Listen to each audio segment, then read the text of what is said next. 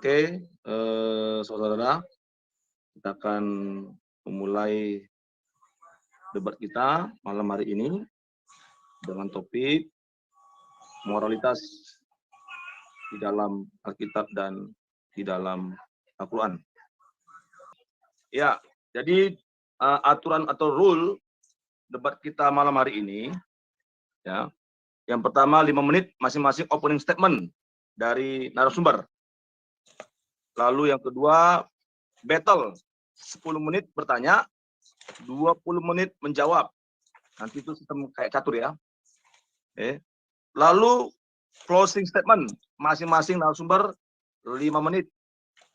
Lalu ya untuk para narasumber ketika opening statement fokus untuk menjelaskan ya topik atau tema dari masing-masing narasumber ya. Contohnya narasumber Kristen opening statement-nya fokus menerangkan ya, menjelaskan dari kitab sucinya tanpa menyinggung atau mengambil dari kitab suci Islam ya. Nah, begitu juga narasumber dari pihak Islam fokusnya di dalam opening statement menjelaskan tema topik ya dari kitab sucinya tanpa menyinggung dari iman kekristenan. Oke. Nah, untuk mempersingkat waktu silakan ditampilkan timer. Ini chat di disable ya untuk menghindari kata-kata yang tidak baik. Lalu semua mic di mute kecuali narasumber, moderator. Ya, nanti untuk partisipan dikasih kesempatan nanti raise hand dengan cara raise hand ya. Lalu nanti dibuka mute-nya sehingga dipersilakan nanti dari partisipan untuk bertanya maupun menjawab. Oke, kami persilakan untuk masing-masing narasumber. Saya mau bertanya dulu, ini opening statement yang pertama dari pihak Kristen atau dari pihak Islam? Dari ya, pihak moderator Islam aja. aja dulu. Islam aja dulu. Moderator aja bagaimana maunya kan? Ya, silakan. Dari pihak Islam, Juma, dipersilakan 5 menit opening statement. Oke, terima kasih atas kesempatan yang diberikan kepada saya ya, sahabat-sahabat, dan juga terima kasih karena kita telah diundang di sini membahas tentang moral.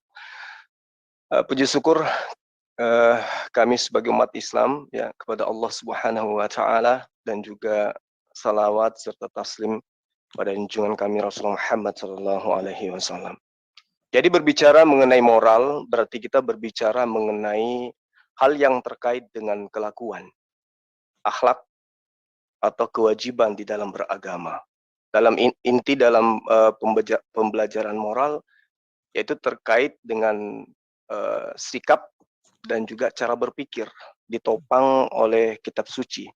Nah, ini terkait dengan apa yang kemudian sahabat minta kepada kami untuk membahas tentang moral berdasarkan dengan Al-Quran. Jadi di dalam terkait dengan akhlak ataupun moral atau etika, bagi kami umat Islam itu diajarkan beretika di dalam bertuhan. Mendudukkan Tuhan kami sebagai satu-satunya Tuhan dan tidak kemudian menyandingkan Tuhan kami dengan makhluk. Itu adalah moral yang utama. Kemudian yang kedua, di dalam pengajaran Al-Quran, moral itu didukung dengan kajian-kajian yang bersumber dari Al-Quran itu sendiri berupa syariat. Karena kelakuan manusia tentu tidak terlepas daripada hukum yang termaktub dalam kitab suci. Nah, karena itulah kemudian Al-Quran mengajarkan kepada kami tentang kesabaran, tentang amanah, tentang memberi maaf, tentang kejujuran, tentang istiqomah, syukur, dan seterusnya. Karena itulah kemudian di dalam Al-Quran dikatakan bahwa segala sesuatu tidak ada keraguan di dalamnya, petunjuk bagi mereka yang bertakwa. Berbicara mengenai moral, berarti berbicara mengenai etika, berbicara mengenai perbuatan, berbicara mengenai sikap di dalam kehidupan. Baik hubungan kita terhadap pencipta alam semesta maupun sikap kita terhadap sesama makhluk. Nah, kemudian dalam hal ini, seperti yang saya terangkan tadi, ketika umat Islam itu berbicara mengenai Al-Quran kaitannya dengan perilaku, maka perilaku utama yang dikedepankan oleh umat Islam itu adalah bagaimana kemudian mendudukkan Tuhannya sebagai satu-satunya pencipta langit dan bumi. Dan ini adalah merupakan sebuah penggambaran nyata di dalam ilmu tauhid yang bersumber dari Al-Quran. Yang kedua, umat Islam itu diajarkan bagaimana kemudian memahami tentang tazkir dalam Al-Quran. Apa itu? Janji-janji Allah, ancaman-ancaman Allah antara surga dan neraka. Dan kemudian hal ini menyebabkan manusia yang merenungkan kehidupannya dengan cerminan Al-Quran, menjaga dan kemudian melaksanakan, mentaati perintah dan menjauhi larangan. Itu yang kedua. Yang ketiga adalah moral di dalam Al-Quran itu mencakup tentang ilmu yang berhubungan dengan hukum-hukum. Jadi di dalam Al-Quran itu moralnya itu memahami tentang perintah-perintah Allah, amal dan perbuatan yang bermanfaat, yang memberi mudarat, perintah-perintah Allah, larang-larangan, serta ketentuan-ketentuan Allah yang bersifat sunnatullah. Nah, ini adalah penggambaran nyata tentang moral di dalam Al-Quran. Jadi kami, di dalam kehidupan kami sebagai umat Islam, ada yang disebut dengan akhlak keagamaan yang terkait langsung dengan hubungan kepada Allah dan korelasinya dengan ilmu-ilmu hakikat atau ilmu kepribadian terhadap mengenal diri sendiri, lalu kemudian mengenal Sang Pencipta. Nah, Al-Quran menerangkan bagaimana kemudian dijelaskan di dalam Al-Quran surah Al-Bayyinah, diterangkan wa ma umiru illa liya'budullah mukhlishina lahuddin. Ya, ini nyata di dalam pemahaman kami bahwa manusia tidak disuruh kecuali supaya menyembah hanya kepada Allah. Ini moral. Jadi perintah di dalam Al-Quran mendudukkan pencipta alam semesta itu untuk disembah. Memurnikan kemudian ketaatan kepadanya, menjalankan ajaran yang lurus, menjauhkan diri dari kesyirikan, menyembah kepada utusan, menyembah kepada ciptaan, menyembah kepada manusia. Dan supaya manusia mendirikan ibadah, sholat, menunaikan zakat, dan seterusnya. Ini kunci moral di dalam ajaran agama Islam. Seruannya, ya ayyuhalladzina amanu, sta'inu bis sabri was salah, innallaha ma'as sabirin. Hai orang-orang yang beriman, jadikanlah sabar dan salat sebagai penolongmu, sesungguhnya Allah beserta dengan orang-orang yang sabar. Karena itulah kemudian Islam selalu tunduk terhadap perintah Allah dan taat kepada apa yang dilarang untuk tidak dilaksanakan. Demikian. Oke, terima kasih Pak Juma. Sama-sama. Iya, 5 menit tidak terasa opening statement dari Pak Juma. Sekarang kita beralih ke narasumber dari Pak Kristen. Silakan Pak Kasijati. Aku share screen. Oke, stop dulu. Ya, nanti timer akan dimulai setelah Pak Kasijati mulai berbicara. Oke, ajaran moral dalam Alkitab. Moral itu Latin mores. Itu berbicara tentang kesusilaan, kebiasaan baik. Jadi ini bukan berbicara tentang keesaan Allah. Kalau keesaan Allah itu dogmatika teologi, bukan kesusilaan, bukan kebiasaan baik. Patokan ajaran moralitas dalam ajaran Kristen adalah teladan dan ajaran Yesus. Seluruh ayat dalam Alkitab berpusat pada pribadi Yesus. Ajaran Yesus patokan hukum dalam menilai semua perilaku manusia. Segala perilaku yang tidak sesuai dengan ajaran Yesus, maka yang diperbaiki adalah manusianya dengan perilakunya, bukan ajaran Yesus. Ajaran Yesus sempurna. Ajaran moralitas Kristen berpusat kepada hati yang dibaharui oleh Yesus. Oke, saya tunjukkan ya. Standar moralitas yang diberikan Yesus, Yesus menerima seluruh hukum moral yang ada di dalam kitab Taurat. Tetapi hukum seremonial dan hukum sipil sudah disempurnakan. Ajaran Yesus tentang keluarga itu monogami, kesetiaan, dan kesucian. Tidak ada moral di luar daripada ini. Di luar daripada ini, dalam ajaran Yesus, itu amoral. Dalam pekerjaan, bekerja untuk Tuhan. Bekerja bukan hanya untuk dunia, ada ajarannya. Hubungan lawan jenis, memandang menginginkan perempuan sudah berzina, itu berdosa. Menginginkan di situ artinya itu standar moral yang sangat tinggi. Tentang pemerintah, moralitasnya, berikan kepada kaisar apa yang wajib beri kepada kaisar. Berikan kepada Allah apa yang wajib berikan kepada Allah. Jadi pusat ajaran moral dalam Alkitab adalah kasih kepada Tuhan dan kasih kepada sesama. Ini pusatnya. Maka dikatakan standar moralitas yang diberikan oleh Yesus adalah berbuat baik kepada yang baik, itu masih manusiawi. Tetapi berbuat baik kepada yang berbuat jahat, inilah moralitas yang tinggi. Dan ini disebut sifat ilahi. Ajaran Alkitab tidak mengenal berbuat jahat kepada yang berbuat jahat, berbuat jahat kepada yang berbuat baik. Tidak ada. Tetapi di ajaran Yesus adalah berbuat baik kepada yang berbuat jahat, berbuat baik kepada yang berbuat baik. Itu yang harus dikerjakan. Dan ini data-datanya ada. Baru sumber moralitas yang benar itu dari mana? Sumbernya adalah dari hati. Artinya kalau hati seseorang nggak beres, kelakuannya nggak beres. Jadi moral itu diawali dari hati yang dibereskan oleh Yesus. Karena dikatakan dari hati timbul segala pikiran jahat, pembunuhan, perzinahan, percabulan, pencurian, sumpah palsu, dan hujat. Dari hati timbul segala pikiran jahat, percabulan, pencurian, pembunuhan, perzinahan, keserakan, kelicikan, hawa nafsu, iri hati, dan semuanya. Itu semua dari hati yang busuk. Jadi kalau orang sukanya percabulan, perzinahan, sumpah palsu, hujat, cakap kotor semua, itu berarti hatinya nggak beres. Bagaimana hati ini dimurnikan? Tempatkan Yesus menjadi pusat hidupnya. Jaga hatimu dengan segala kewaspadaan karena di situ terpancar kehidupan. Marilah kita menghadap Allah dengan hati yang tulus ikhlas. Semua data-datanya. Maka di dalam ajaran Paulus jelas sekali tentang moralitas ini. Jadi akhirnya saudara, semua yang benar, semua yang mulia, yang adil, yang suci, manis, sedap didengar, disebut kebajikan, dan patut dipuji. Pikirkan, pelajari, terima, lihat, lakukan. Inilah dasar dari moralitas ajaran Kristen. Benar, mulia, adil, suci, manis, sedap didengar, disebut kebajikan, dipuji. Pikirkan, pelajari, terima, dengar, lihat, lakukan. Itu moralitas. Jadi nggak ada moralitas di luar daripada itu. Maka di sini jelas dikatakan percabulan, kecemaran, hawa nafsu, penyembahan berhala, ini semua perbuatan-perbuatan yang menyeleweng, yang tidak sesuai dengan kehendak Tuhan. Itu jelas sekali ya. Untuk apa orang memiliki moralitas yang bagus, sikap hidup, attitude, etika yang bagus? Buktinya adalah bahwa kita orang beriman. Tanda cinta kita kepada Tuhan. Bahwa kita mengasihi Allah kita mengasihi Kristus yang diutus oleh Allah kita. Supaya kita makin mengerti tentang kebenaran. Ketika kita melakukan kebaikan, ketika moral kita semakin bagus, maka kita akan semakin mengerti kebenaran. Supaya kita menjadi saksi Tuhan, saksi Kristus, yang menyebabkan nama Tuhan dipermuliakan. Maka disebut kita menjadi garam dan terang. Menjaga persekutuan dengan Tuhan, menjaga persekutuan kita dengan sesama, mendekatkan diri kita dengan Tuhan.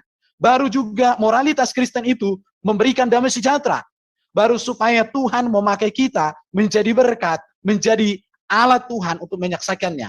Baru agar kita dapat tempat yang tinggi, memiliki mahkota, nanti diberikan Tuhan. Ini yang harus dipahami tentang moralitas. Jadi moralitas itu dari pengertiannya jelas sekali, ini sangat jelas. Itu tentang kesusilaan.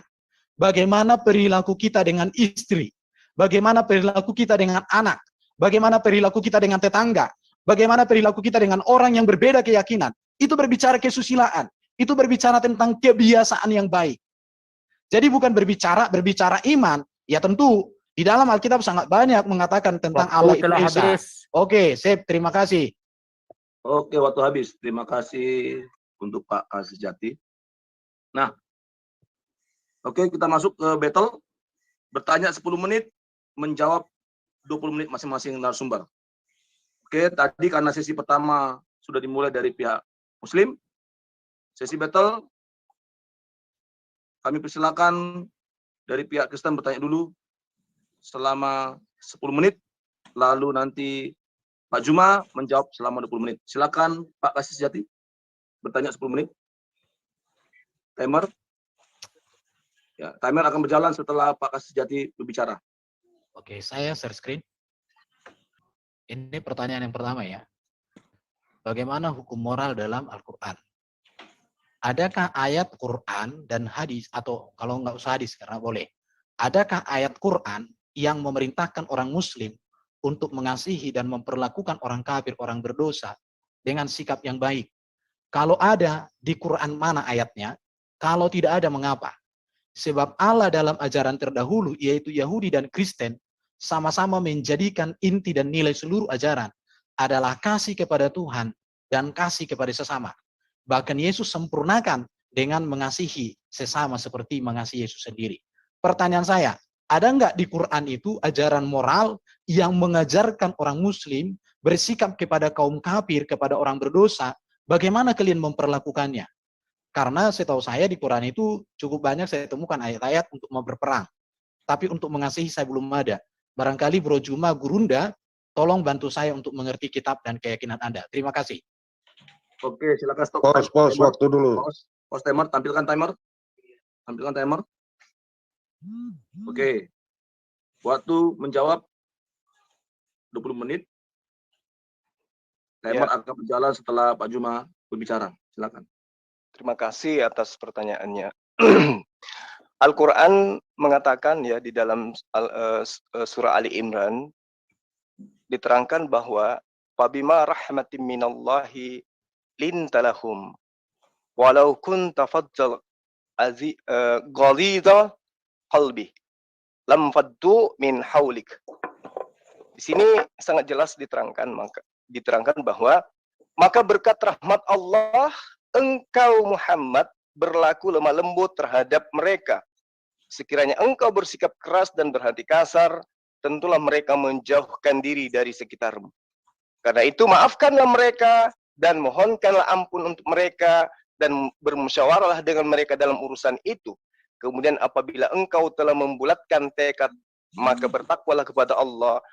Sesungguhnya Allah mencintai orang-orang yang bertawakal. Kemudian di dalam surah Al-Maidah juga dianjurkan untuk memaafkan.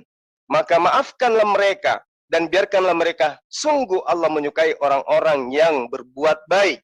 Quran Al-Maidah ayat 13. Lalu juga di dalam Al-Quran surat Taha ayat 44 juga diterangkan, maka berbicaralah kamu berdua kepadanya dengan kata-kata yang lemah lembut. Mudah-mudahan dia sadar atau takut pada Allah. Nah ini sangat jelas di dalam surah Al-Qasas juga, dalam surah, ya benar, Al-Qasas ayat 77. Di situ juga diterangkan, dan berbuat baiklah kepada orang lain, sebagaimana Allah telah berbuat baik kepadamu. Itu beberapa ayat yang terkait dengan pertanyaan saudara. Silakan. Al-Maidah berapa tadi, bro? Silakan stop timer. Al-Maidah berapa tadi? Ali Imran ayat 159. Yang Al-Maidah? Al-Maidah? Saya menyebutkan Al-Maidah ya? Iya, ada tadi Al-Maidah Ayat 13. 13. Apa yang bro jelaskan menurut saya sangat berbeda dengan yang tertulis. Dikatakan karena mereka melanggar janjinya, kami kutuki mereka dan kami jadikan hati mereka keras membatu. Timer start ya. Oke. Ya. Timer. Mengapa Oke, bro ini? Saya percaya perkataan bro atau percaya yang tertulis? Kan Quran ini kan, ya Al-Maidah 13. Karena mereka melanggar janjinya, kami kutuki mereka dan kami jadikan hati mereka keras membatu. Mereka sukar berubah perkataan Allah dari tempat-tempat. Mereka sengaja melupakan sebagian dari apa yang mereka telah peringatkan dengannya. Dan kamu Muhammad senantiasa akan melihat kehianatan dari mereka kecuali sedikit di antara mereka yang tidak berkhianat. Maka maafkanlah mereka dan biarkan mereka, sesungguhnya Allah menyukai orang-orang yang berbuat baik. Tapi di sini dikatakan ada itu, melanggar janji, kami kutuki mereka. Ya, kami jadikan hati mereka keras. Yang mengutuki di situ siapa? Ya Allah.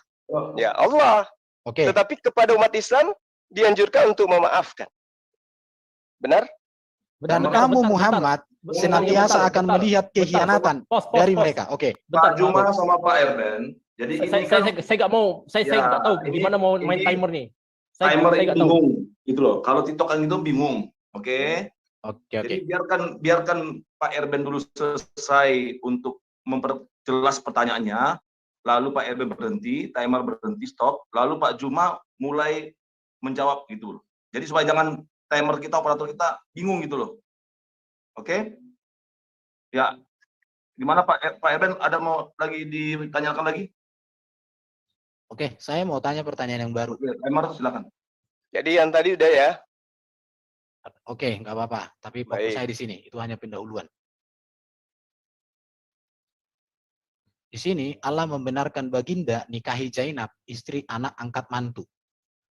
Ya. Bagaimana ini ditinjau dari segi moral anaknya sendiri? Karena menurut saya di dalam Alkitab, kalau di Alkitab dibandingkan, Allah membenci perceraian. Tapi di sini justru baginda dibenarkan untuk mengambil istri dari anak angkatnya, mantan, bukan mantan sebenarnya kalau dibaca data-data. Tolong jelaskan bagaimana ini. Pause. Timer, pause. Timer munculin dulu. Munculkan timer. Operator. Oke. Timer akan berjalan setelah Pak Juma menjawab. Silakan. Oke, baik. Ketika Anda mengatakan kemudian bahwa Rasulullah Muhammad Shallallahu Alaihi Wasallam itu menikahi Zainab, itu dia tidak menikahi istri dari anak, tapi dia menikahi seorang janda dari seorang umat Islam yang kemudian menjadi anak angkat beliau. Nah, ada hal yang Allah ingin sampaikan di sini. Bahwa kemudian berdasarkan Al-Quran surah Al-Ahzab ayat 36. Di situ diterangkan bahwa tidaklah pantas bagi laki-laki yang mukmin dan perempuan yang mukmin apabila Allah dan Rasul-Nya telah menetapkan suatu ketetapan, akan ada pilihan bagi mereka tentang urusan mereka. Dan barang siapa mendurhakai Allah dan Rasul-Nya, maka sungguh dia tersesat dengan kesesatan yang nyata. Jadi di sini, ketika kemudian Rasulullah Muhammad Sallallahu Alaihi Wasallam itu menikahi Zainab, itu hikmahnya adalah untuk menghilangkan budaya yang ada pada masa itu, menghilangkan budaya anak angkat, bahwa di mana kegemaran orang-orang Arab pada masa itu adalah mengangkat sebuah anak angkat dan kemudian diperlakukan seperti anak kandung. Nah, lalu kemudian terkait dengan Said dan juga Zainab, itu jelas bagaimana kemudian Rasulullah Muhammad Sallallahu Alaihi Wasallam sesuai dengan yang pernah dituduhkan oleh orientalis Barat, bahwa Rasulullah berusaha untuk kemudian mengambil istri daripada anaknya, itu adalah salah. Karena yang menjadi masalah di sini adalah Rasulullah Muhammad Sallallahu Alaihi Wasallam itu menikahi Zainab, itu statusnya sebagai janda, bukan sebagai istri, dan juga bukan sebagai janda dari anak kandungnya. Ini yang perlu saya terangkan di sini. Jadi kemudian Rasulullah Muhammad Sallallahu Alaihi Wasallam itu menikahi Zainab, itu tidak ada hubungannya dengan melanggar moral, sama sekali tidak. Karena yang dinikahi beliau adalah mantan istri dari orang yang bukan dari anak kandungnya sendiri. Dan itu yang ingin diajarkan kepada bangsa jahiliyah, bahwa anak angkat itu kedudukannya tidak sama dengan anak kandung. Begitu juga dengan istrinya, tidaklah menjadi menantu dalam arti kata yang sesungguhnya. Demikian. Timer stop. Oke, silakan Mungkin ini aku share screen lagi. Aku mau ini. Ini ada kata di sini. Maka tak kala Zaid, ya. Ini perlu diperhatikan ya. Maka tak kala Zaid telah mengakhiri keperluan terhadap istrinya, menceraikannya, kami nikahkan kamu dengan dia. Pertanyaannya, apakah waktu itu sudah cerai? Apakah cerai karena memang diinginkan, kemudian diizinkan? Maka dikatakan, maka tak kalah, maka ketika Zaid telah mengakhiri. Artinya, sebelumnya belum diakhiri.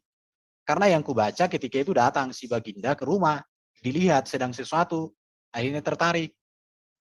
Jadi di sini saya jadi bertanya ya, bagaimana seorang baginda bisa, seharusnya kan kalau ada persoalan di antara anaknya ini, dia harus tolong lah kan. Itu menurut saya, bukan malah diapakan. Tapi kalau penjelasannya bro seperti itu, ya apalagi mau aku bilang. Kami nikahkan kamu dengan dia Zainab, agar tidak ada keberatan bagi orang mukmin untuk menikahi istri-istri anak angkat mereka. Jadi ini menjadi patokan, tapi sebelumnya belum. Menurut saya, bagaimana Anda melihat ini? Sedangkan kalau di ajaran-ajaran sebelumnya, perceraian pun nggak boleh. Coba dulu bro ini. Maka tak kala Zaid telah mengakhiri keperluan terhadap istrinya. Maka ketika, artinya sebelumnya belum. Itu gimana itu? Silakan. Oke, Di situ kan timer tunggu. Oke. Ya, Timer sip. tampilkan. Bentar ya. Baik. Bentar, oke. Oke, timer. Oke, timer berjalan setelah Pak Juma berbicara. Ya. Jadi yang Anda harus pahami kemudian adalah ketika Rasulullah Muhammad SAW itu memberikan nasihat-nasihat kepada istri daripada Said dan juga kepada Said sendiri. Bagaimana kemudian agar Said itu cinta dan sayang terhadap istrinya dan kemudian keduanya menjalankan tugasnya sesuai dengan fungsi masing-masing. Nah, ketika sahabat saya mengatakan, saudara mengatakan bahwa mengakhiri, artinya mereka sudah cerai. Terus apa masalahnya di situ? Orang cerai berarti dia statusnya bukan lagi istri. Nah, kalau dia sudah bukan lagi istri terus dinikahi, apa yang menjadi masalah? Moral apa yang dilanggar di sana? Ketika Anda ada seseorang yang kemudian menikahi wanita lajang yang tidak lagi menjadi istri daripada seorang laki-laki. Ya, silakan. Anda Ya, menjelaskan timer itu dulu. sumbernya dari mana, bro? Ya, Sumber penjelasanmu dari mana? ya silakan aja baca Al-Ahzab ayat 37. Tidak ada seperti itu kalimatnya saya lihat. Padahal Quran ini sempurna. Coba Anda tunjukkan data Anda. Ya ini. Dia mengatakan yang sebaliknya tadi. Ya ini aja lihat ini. Pause semua dulu, Oke, pause. oke. Pos. Oke. Oke. Saya kasih TikTok, tunjuk TikTok, ya. jadi TikTok. Oke ini. Ini ya. Tidak seperti yang itu. Dan ingatlah ketika kamu berkata Timer. kepada orang yang Allah telah melimpahkan nikmat kepadanya dan kamu juga telah memberi nikmat kepadanya, tahanlah terus istrimu dan bertakwalah kepada Allah. Sedang kamu menyembunyikan dalam hatimu apa yang Allah akan nyatakan dan kamu takut kepada manusia. Artinya di sini sudah ada niat, ada keinginan, tapi takut sama manusia untuk mengambil. Sedang Allah lebih baik berhak untuk kamu. Kalau saya, iya, tapi saya nggak bisa menafsirkan ya. Artinya di sini Allah menyetujui keinginan baginda itu, sehingga muncullah ini. Tapi nggak bisa lagi nanti pakai yang lain. Ya ini aja, Quran ini nanti asbabun nuzul juga nggak boleh. Dan lain sebagainya, hadis juga nggak boleh. Gimana? Artinya bro, baca aja ini. Nggak boleh diterangkan lagi. Karena ini kan sudah terang. Maka tak kala Zaid telah mengakhiri keperluan terhadap istrinya, menceraikannya. Jadi ceraikan dulu, kami nikahkan kamu dengan dia, agar tidak ada keberatan. Jadi tujuannya agar tidak keberatan. Artinya ada orang yang keberatan. Kalau buku yang kubaca ada lagi katakan terjadi kehebohan. Tapi kan nggak boleh pakai buku, hanya pakai ini. Iya, apabila anak angkat telah menyelesaikan keperluannya terhadap istrinya. Dan adalah ketetapan Allah itu pasti terjadi. Ya udah, ini aja, nggak usah dijelaskan lagi. Karena nggak bisa. Data bro dari mana? Nggak jauh juga aku. Karena nggak boleh lagi diterangkan kan. Karena kalian bilang tadi hanya Quran. Kalau pakai hadis nggak boleh. Asbabun nuzul juga nggak boleh. Ya sudah baca aja ini. Oke, pause. Oke. Pause. Ya, Oke. Silakan. Bentar. Saya share ya, share timer ya. Iya. Timer. Oke. Tampilkan timer. Oke. ya itu betul. Sebenarnya benar yang kau katakan bahwa kita nggak usah melebar kemana-mana. Karena memang ayatnya sudah menjelaskan itu. Kami kawinkan kamu dengan dia.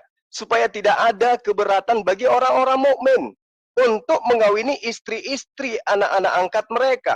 Apabila anak angkat itu telah menyelesaikan keperluannya daripada istri mereka. Atau menceraikan istrinya. Lalu kemudian ayat selanjutnya jelas diterangkan di situ. Tidak ada suatu keberatan atas Nabi tentang apa yang telah ditetapkan Allah baginya. Allah telah menetapkan yang demikian sebagai sunnahnya pada nabi-nabi yang telah terlalu dahulu.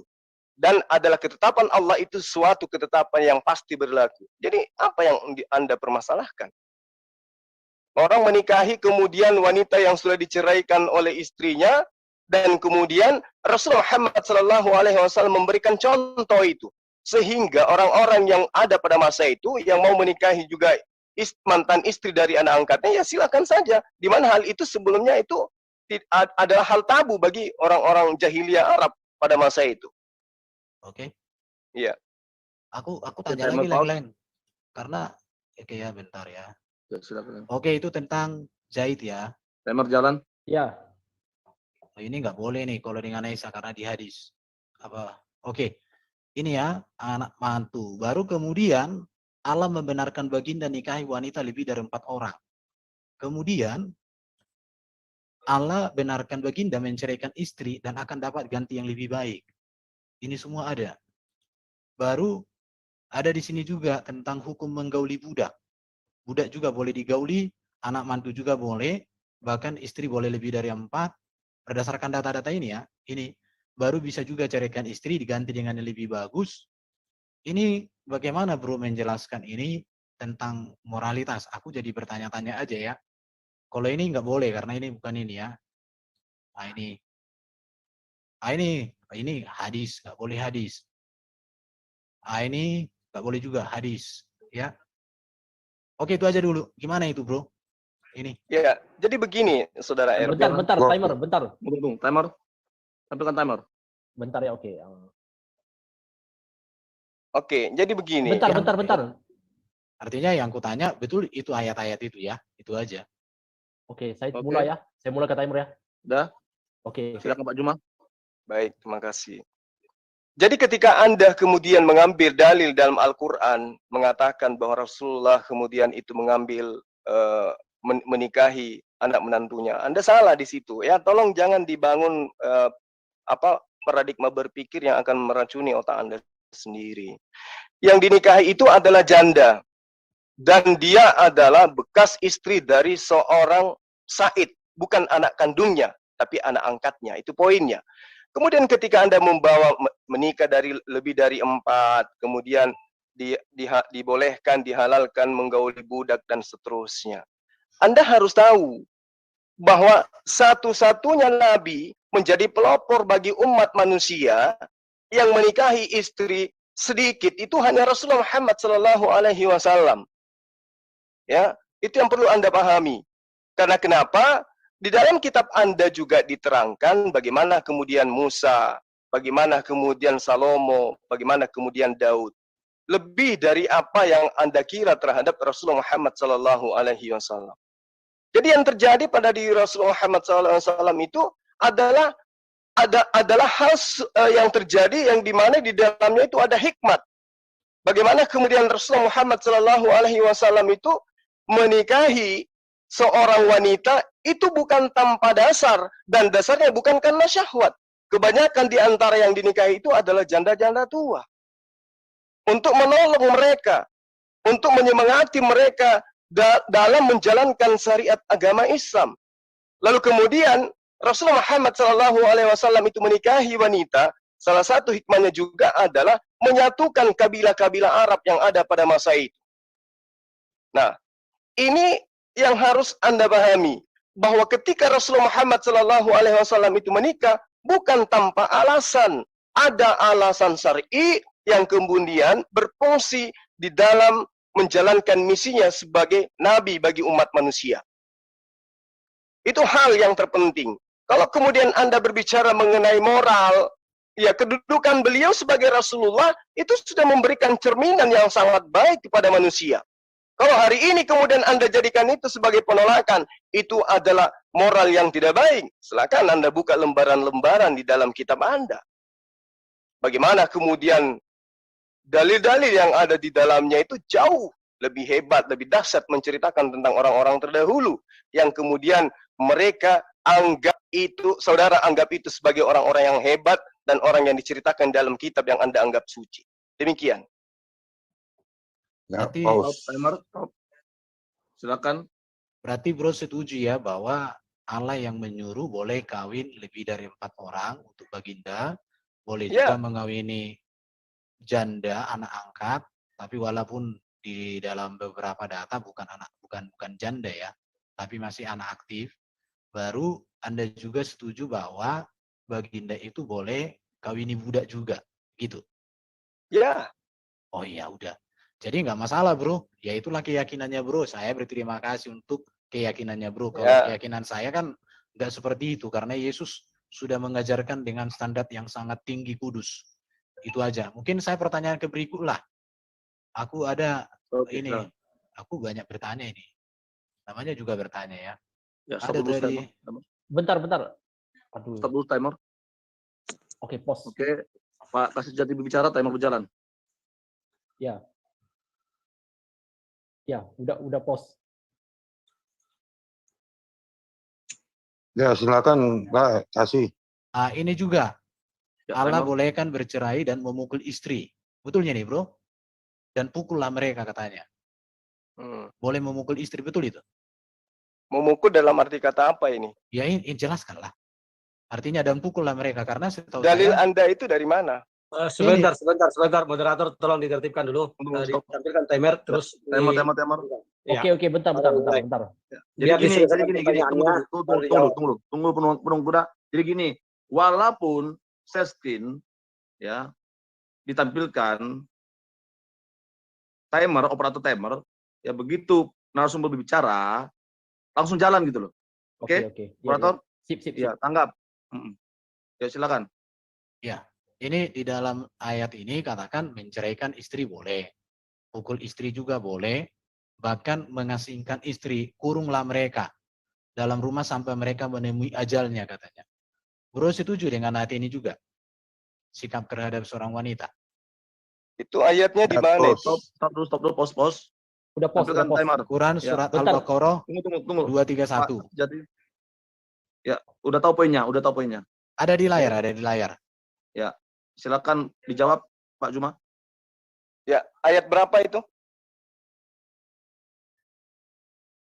Bentar ya. Ya, ini karena penegasan pertanyaan tidak usah dijalankan timernya. Oke. Itu di Al-Baqarah 2321, 231, baru 434, baru 415. Oke, baik.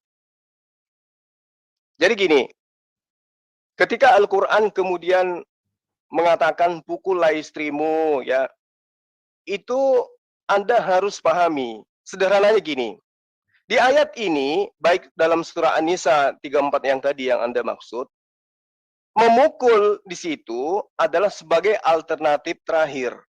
Jadi menurut ayat itu, apabila sang istri durhaka, maka yang pertama harus dilakukan adalah menasehati.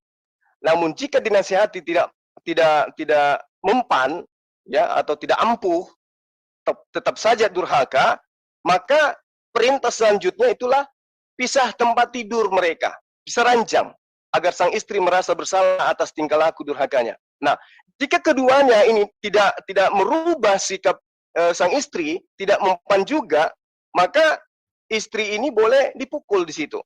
Mengenai pukul, ini pukul yang dimaksud adalah pukulan ringan yang tidak sampai membuat benjol, tidak sampai orang ini luka dan seterusnya. Itu tidak, tetapi memukul dalam arti kata ya sama seperti orang yang memukul istrinya dengan bantal atau memukul istrinya dengan sarung atau kain. Itu yang dianjurkan di dalam ajaran agama Islam. Bro itu menyampaikan itu tertulis di mana itu bro penjelasannya? Coba Anda baca aja, lihat dalam surah An-Nisa 34 itu. Soalnya nggak ada kuliah di situ pukul pakai bantal bro. Iya. Bentar. Betul. Ini timer gimana? Timer. Ya aku jadi ini aku nggak ada lihat. Bentar. Timer start atau gimana? Ya. Pause dulu dua-duanya pause. Oke. Penegasan tidak apa-apa, kita kasih toleransi. Ini perlu dijelaskan secara jernih ini. Di pause saja dulu. Silakan Bang Erben. Iya, aku tidak menemukan di dalam ayat itu pukul ringan. Bahkan di sini dikatakan diasingkan loh sampai menemui ajal. Ya saya nggak ngerti itu gimana itu mengasingkan sampai mati. Di mana itu tertera? Ayat apa? Coba terangkan kepada saya. Al-Quran surah? Saya tidak menerangkan, saya bertanya.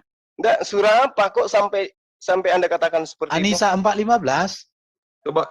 Coba share screen dulu. Oke, saya share screen ya. Coba share screen biar dibaca. Ini sampai ajal itu, jadi menurut saya lebih dari memukul itu.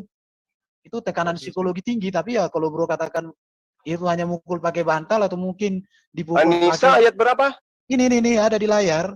Saya pakai HP kecil, saya nggak bisa lihat. Sebut aja, Anda kan bisa membaca. An-Nisa 15. Berapa? An-Nisa 15. Kok ada ayat 400 An-Nisa gimana? 15. An-Nisa 15. Yang tadi Al-Baqarah ayat 231. Ya. Lalu jadi di sini 34. Oke, bentar ya, timer masih di pause ya kedua-duanya. Ya, jadi gini Pak Juma, Ya. saya akan bantu. Yang pertama tadi Al-Baqarah ayat 231. Oke. Ya. Yang kedua An-Nisa ayat 34. Ya. Oke. Yang ketiga An-Nisa ayat 15. Oke, silakan. Timer berjalan Timer Tampil timer dulu. set screen. Ya, oke, Share oke. screen. Bentar ya. Jadi gini, saya ambil aja satu data ya di dalam surah An-Nisa ayat 15 ini. Di situ diterangkan dan para perempuan yang melakukan perbuatan keji. Ini perbuatan keji loh. Paham ya perbuatan keji itu kayak mana ya? Di antara perempuan kamu, maksudnya istri-istri kamu.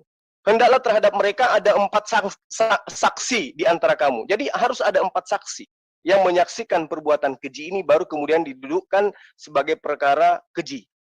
Apabila telah diberi kesaksian, maka kurunglah mereka perempuan itu di dalam rumah sampai mereka menemui ajalnya atau sampai Allah memberi jalan yang lain kepadanya. Nah, apa yang Anda permasalahkan di sini? Silakan. Yang keji itu apa itu yang keji? Nah, itu dia. Seperti berzina, ya, itu adalah perbuatan keji. Tapi kalau berzina di Tembak. Muslim itu kan dirajam, bro. Nah, itu iya betul. Tapi kok diasingkan di situ? Nah, ini kan ada saksi. Kalau misalnya ada sudah 4 saksi, ya Pause dulu sudah. dulu nih, pause. Pause dulu, Bos. Oke. Kalau penekanan ya enggak usah jalan timernya Pak Kasih Sejati gitu. Kecuali beliau bertanya baru jalan. Oke. Oke, oke. Ya, silakan Pak Juma. Iya. Jadi gini, Ini waktu siapa? Pak Juma. Oke, oke, oke, oke. Ya, silakan Pak Juma. oke. Jadi ayat yang sangat jelas di sini ya, perbuatan keji ini adalah perbuatan yang ingkar terhadap apa yang kemudian menjadi kewajiban sebagai seorang muslimah, baik itu terhadap Allah maupun terhadap suaminya yang melanggar syariat. Itu yang perlu saudara pahami. Lalu kemudian ketika diterangkan, dikurung ya perempuan ini dalam rumah sampai mereka menunggu ajal, ini tidak ada masalah. Apa masalahnya kemudian? Yang salah itu kalau dikurung di dalam penjara, ini di dalam rumah. Tapi tentu kemudian ketika istri ini di penjara atau dikurung di dalam rumah, kewajiban seorang suami harus tetap dijalankan. Karena ini adalah bagaimana kemudian menjadikan istri ini menjadi lebih baik. Nah, dalilnya menerangkan au yaj'alallahu lakunna sabila, atau datang petunjuk Allah, atau sampai Allah memberi jalan yang lain kepada seorang perempuan ini. Apa yang Anda permasalahkan? Oke, cukup pause. Silakan. Oke, pause. Pause. Nah, ini dikatakan di sini Ya, dalam silakan, rumah sampai mereka menemui ajalnya atau sampai Allah memberi jalan lain kepadanya. Ya, penjelasannya kan nggak ada seperti yang Bro sampaikan. Semua Bro tafsir ini. Jadi saya jadi bingung juga dialog dengan Bro. Tafsir nggak boleh, tapi Bro sendiri menafsir. Jadi Ya, ini pemahaman saya terhadap Quran. Saya Berarti- menafsirkan karena Pause, memang pause, tafsirnya pause. kayak begitu. Oh, Nah, Berarti- sekarang Anda berarti ya. tafsir-tafsir para ulama itu nggak dipakai. Yang dipakai tafsir Juma gitu. Ya, ini justru tafsir Al-Qur'an ini yang saya terangkan Waktu kepada Anda. pause. Pause Tapi timer tadi dulu. nggak boleh pakai tafsir, nggak boleh pakai hadis. Sekarang Ya, kok kalau dipakai? Anda nggak boleh karena Anda tidak pernah Jangan belajar timer tafsir kan gitu. Oh, gawat ini kalau kayak gini. Ya udah bisa nggak apa-apa gawat? lah. Anda pernah belajar tafsir? Timer Juma. Ya Tolong. tafsir Operator. nggak boleh dipakai. Tafsir Gimana sih? jualan ikan di pasar gitu. Oke, jadi berarti tafsir itu adalah tafsir Juma gitu ya. Karena tafsir ulama nggak boleh dipakai kan gitu. Jalan timer Urban. Oke, Ya, terserahlah. sebentar, boleh saya ini terkait dulu moderator. Iya. Ini kan tadi tidak membahas tafsir tadi Bang Juma, cuma membaca sesuai yang tertulis. Saya rasa begitu ya, Bang Juma tidak ada menafsirkan, cuma memberikan pemahaman sesuai yang Bang Juma mengerti. Silakan. Ini Bro tertulis di sini dalam rumah sampai mereka menemui ajal loh. Jadi nggak ada lagi Jalan. sampai mati. Timer siapa? Timer siapa?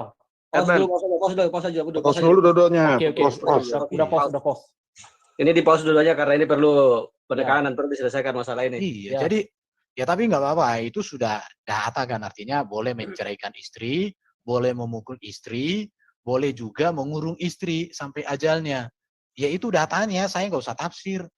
Oke, Itu saya tertulis, sekali itu lagi. aja, itu aja Tolong gue pastikan. untuk menengahi ini, tolong ditampilkan dulu sekali lagi di layar tadi. Anissa ayat 2. Ini Sekian. Pak biar Sejati ditampilkan. ditampilkan di share screen dulu yang tadi. Ah, iya, ini Ya, aku hanya Anissa baca aja deh. Lalu Saya kan nggak boleh Anissa. menafsir. Ah, Ya, Ya. Anissa ayat Kita langsung ke ayat Al-Qurannya 34. ya, ayat Al-Qurannya ya. Saya share screen ya. Bisakah saya share screen kan? Saya bantu share screen ayat Al-Quran. Oke, oke. ini ada ayatnya, ini sudah saya copy dari Quran kok ini semua. Anissa ayat 34 sama Anissa 15. Coba tampilkan dari Quran. Coba diinikan dulu share screen dari Pak Kasih Jati. Ya silakan dari apa? Saya share screen ya. Anissa Ya, 34. ini tentu di layar Anissa 15 dulu ya. Silakan Bang Juma dijelaskan ini karena saya tadi menyimak Bang Juma memang menjelaskan sesuai dengan yang tertulis, bukan yang tertafsir. Silakan Bang. Silakan Kanda. Ada Iya, layar. iya. Timer jalan. Bentar, saya share screen dulu. Timer jalan. Timer jalan ya? Anissa, Ya, ketika Pak Juma bicara timer jalan. Oke. ya. Ya. Ini sama dengan dalil yang ada di dalam surah An-Nisa ayat 34 tadi kan. Saya jelaskan bahwa ini penekanan Al-Quran terkait dengan moral, wanita berzina itu seperti itu kedudukannya. Tidak sama seperti kitab agama lain, perempuan justru memanggil laki-laki untuk berzina sampai pagi ketika suaminya di dalam perjalanan. Kalau di Al-Quran jelas ini wanita dikurung sampai dia meninggal di dalam rumah. Saking tidak bolehnya berzina itu. Terus apa yang dipermasalahkan tentang moral terhadap Al-Quran ini? Justru ini Oke. pelarangan untuk melakukan persinahan. Oke, kita ke Silakan. Anissa 34. Kita ke Anissa 34. Tadi sudah Anissa 15. Kita ke Anissa Timer 34. saya pause ya. Timer saya pause ya. Ya, Ya. pause timer. Nanti ketika Pak Juma mau berbicara baru jalan timer. Oke. Ya, ini semua menyaksikan di layar ya, Anissa 34. Silakan Kanda dijelaskan. Ya. Oke. Ya, Jadi jalan kalau dalam surah An-Nisa ayat 34 di situ memang ada kata pukula. Tetapi kemudian diterangkan pukulan di sini itu bukan pukulan seperti memukul maling, tetapi ini dipukul dengan lembut, tidak keras. Ya. Dipukul dengan lembut, tidak keras setelah diberi peringatan, setelah dinasehatin, kemudian dia tetap saja melakukan hal yang merupakan pelanggaran terhadap syariat Islam, maka wanita, laki-laki sebagai pemimpin itu bisa melakukan pemukulan. Pemukulan dalam arti kata bukan dipukul dalam perspektif pemikiran kita. Ya itu saya kira Cukup jawaban ya. saya. Oke. Di pause Ya. waktunya. Silakan. Oke, sudah pause. Moderator, silakan moderator. Ya. Saya cabut ini. Ya. Oke, bentar Coba ya. tampilkan Saya share screen ya. timer. Ya. Tampilkan timer. Oke. Dari pihak Kristen masih ada 47 detik. Dari pihak Islam masih ada 5 menit 5 detik untuk menjawab. Silakan Pak Kasih Jati, ada lagi yang mau ditanyakan penekanannya? Ya jawabannya kan udah seperti itu. Cuman aku mau tanya ini sebenarnya, cuma nggak dibolehin ini. Silakan aja, siapa tahu bisa dijawab. Tanyakan Nah, aja. ini Nggak masalah. Bentar ya. ini Timernya pernikahan Baginda dengan Aisyah ini gimana? Tapi di hadis Timernya Anda jalan boleh- atau gimana? ini Ya. Nggak apa-apa, nggak apa-apa. kita Aisyah dengar. itu Oke, menikahi saat ia berumur 6 tahun dan ia digauli saat berumur 9 tahun. Dan Aisyah hidup bersama beliau selama 9 tahun. Ini hadisnya ya. Bahkan Aisyah masih main boneka ketika diantar ke kamar itu Baginda, ya. Tapi bagaimana itu? Aku nggak ngerti. Oke, itu aja. Pause, Silakan pause. dijelaskan. Oke, udah pause. Udah, silakan Share tampilkan screen, share timernya. screen. Share screen timer. Ya. Oke, timer berjalan ketika Pak Juma berbicara. Ya. Baik. Jadi ini sudah sering saya jawab ya tentang hal ini ya. Bagaimana kemudian tuduhan orang-orang bahwa Rasulullah Muhammad SAW itu menikahi Siti Aisyah pada usia 6 tahun. Berarti beliau dinikahi tahun 613 Masehi. Padahal kalau menurut hadits yang juga menjadi rujukan bahwa di dalam At-Tabari semua keempat anak Abu Bakar itu lahir pada zaman jahiliyah, yaitu sebelum tahun 610. Jadi kalau Aisyah radhiyallahu anhu itu dinikahkan sebelum 620 Masehi, maka beliau dinikahkan pada umur di atas 10 tahun. Ini sebenarnya sederhana, cuman ya itu dia. Orang-orang tidak belajar. Padahal kalau kita melihat bagaimana kemudian kualitas hadis, lalu bagaimana kemudian kronologis daripada perjalanan sejarah Rasulullah Muhammad SAW, itu sangat nyata kok. Pra-Islam itu zaman jahiliyah tahun 610 Masehi. Kemudian permulaan wahyu turun itu 610 Masehi tepatnya. Nah, Abu Bakar masuk Islam tahun berapa? 610 Masehi juga. Sementara Rasulullah Muhammad SAW menyiarkan Islam secara terbuka itu tahun 613. Lalu kemudian beliau hijrah di tahun 615, 2 tahun setelahnya. Lalu 1 tahun kemudian Umar bin Khattab masuk Islam. Lalu 620 Aisyah itu kemudian dinikahkan. Nah, 622 hijrah ke Madinah. 623 atau 624 Aisyah berumah tangga, beristri dengan Rasulullah Muhammad SAW. Jadi usianya berapa? Coba dihitung sendiri. Di atas 10, di atas 14 tahun malah. Betul sekali. Oke, begitu Ya. jawabannya. Silakan di pause. Silakan. Pause. Ya, silakan. Pak Kasijati. Ya, karena artinya gini ya, Baginda Muhammad bercerai, Allah izinkan. Baginda Muhammad nambah istri, Allah izinkan. Baginda Muhammad dengan budaknya pun atau dengan apapun Allah izinkan. Ya berarti karena seperti itu Allahnya berujuma, ya saya harus menghargai, itulah Allahmu. Tapi Allahku nggak seperti itu aja bedanya. Itu ya yang mau saya tegaskan. Jadi yang mau saya tanya lagi, ada sebenarnya banyak ini pertanyaan-pertanyaan. Stop dulu waktunya itu. Dulu pause. Ya, Udah. sudah. Ini supaya tidak mengganggu ya. Waktu jalan? Ah, ini. Jangan, Ya. tunggu dulu. Oke, Biar aja oke. diselesaikan ini pertanyaan. Dikatakan setan menyesatkan, Allah juga menyesatkan. Bagaimana ini, bro? Ya. Oke, diperjelas saja pertanyaannya sampai selesai. Nah. Nggak apa-apa, kita kasih toleransi waktu lebih karena tidak cukup lagi waktunya kayaknya. Kalau Silakan. Allah menyesatkan itu, moralitasnya itu seperti apa kira-kira? Karena aku kaget juga ketika baca ini, Allah kok bisa menyesatkan, setan menyesatkan, kok agak mirip sifatnya, kupikir gitu. Jadi silakanlah terangkan, Bro Juma, silakan. Oke, bisa Oke, tunjukkan Bentar, dalil. saya tampilin. Sebentar, Ada share screen. Tampilkan Saya biar saya screenkan ayatnya. Ayat berapa saya pernah ini? Mau share screen lah.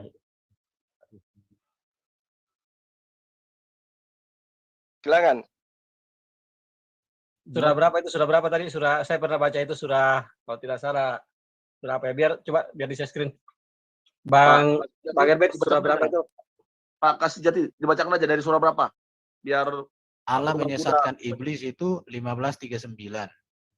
surah 15 ayat 39. Nah, Oke. Allah Iya. menyesatkan siapa yang dikehendakinya 16:93. Surah 16 ayat 93. Oke. Iya. Baru Allah itu menipu. Surah berapa tuh? Satu-satu dulu surah 15 4 ayat 142. ayat Yang pertama tadi surah 15 ayat Yang berapa? Ini aku share aja yang kalau pertama, gitu. yang pertama. Yang pertama 15 ayat. 15:39. Iya. 39. Iya. Ya, 39. 39. Oke. saya bacakan ya terjemahannya ya. Iblis berkata, "Ya Tuhanku, oleh sebab Engkau telah memutuskan bahwa aku sesat, pasti aku akan menjadikan mereka memandang baik perbuatan maksiat di muka bumi, dan pasti aku akan menyesatkan mereka semuanya." Silakan Kandah dijelaskan. Ya, iblis menyesatkan, tapi di ayat lain dikatakan Allah juga menyesatkan. Gimana itu? Jadi saya pertegas dulu ya, saya pertegas. Baru maksudnya Mas Kasih Sejati di sini, Bang Kasih Sejati, bahwa di sini Allah telah menyesatkan iblis begitu ya. Penunggang kuda yang menjawab bukan Pak penunggang kuda. Saya cuma Yang memperjelas menjawab itu pertanyaannya aja. Pak Juma gitu loh. Betul. Saya cuma Iya, memperjelas pertanyaannya. Ya, Saya narasumber cuma yang menjawabnya, yang berhak menjawabnya. Iya, Bukan- betul. Bukan saya menjawab, cuma saya memperjelas pertanyaannya biar tidak diulang. Maksudnya mungkin pertanyaannya di sini bahwa di ayat ini Allah menyesatkan iblis, begitu ya maksudnya Bang Kasih Sejati. Yang pertama itu kan di sini, dan setan itu menyesatkan. Tapi setan itu menyesatkan karena disesatkan. Yang menyesatkan setan itu ya Allah menyesatkan. Oh iya ya, Jadi silakan. di sini Allah menyesatkan, yang disesatkan menyesatkan. Jadi sesat. Silakan semua. Kandak di Gimana yang itu? Aku Kami ngerti ya. Ini silakan kan Kandak. tentang moral ini kan.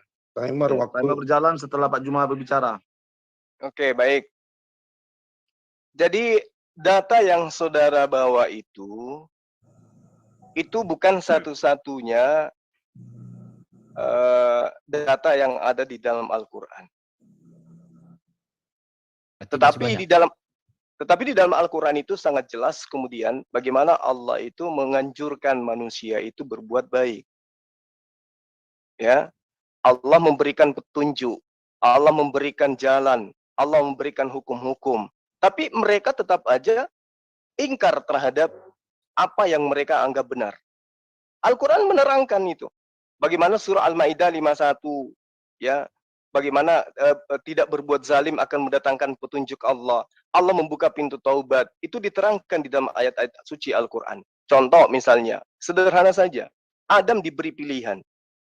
Anda mau melakukan ketaatan, silakan taat. Anda mau melakukan ingkar, silakan ingkar. Nah, terkait dengan apa yang Anda katakan bahwa Allah menyesatkan, di situ diterangkan juga di dalam surah Al-Baqarah ayat 16 bahwa tidak ada yang disesatkan oleh Allah kecuali orang-orang yang fasik. Orang-orang yang fasik ini siapa? Orang-orang yang telah datang kebenaran kepada mereka ditolak. Itu yang disesatkan karena mereka yang tidak mau. Sudah dikasih jalan, sudah dikasih solusi, tapi tetap saja mereka membangkang. Itu yang diterangkan di dalam Al-Quran. Nah, kalau ayat-ayat kayak begini, perintah menyesatkan dari Tuhan, oh di dalam kitab Anda itu jauh lebih banyak. Tapi nantilah giliran Anda. Sekira Oke, begitu. Timer, saya cabut ini layarnya. Silakan timer tampilkan. Tampilkan timer. Bentar. Berapa menit lagi? Waktu menjawab. Oh, sekali pertanyaan lagi Bang Kasih Sejati kayaknya. Satu Silakan pertanyaan Bang lagi sama ini 1 menit 38 detik untuk menjawab. Silakan Pak Kasih Jati.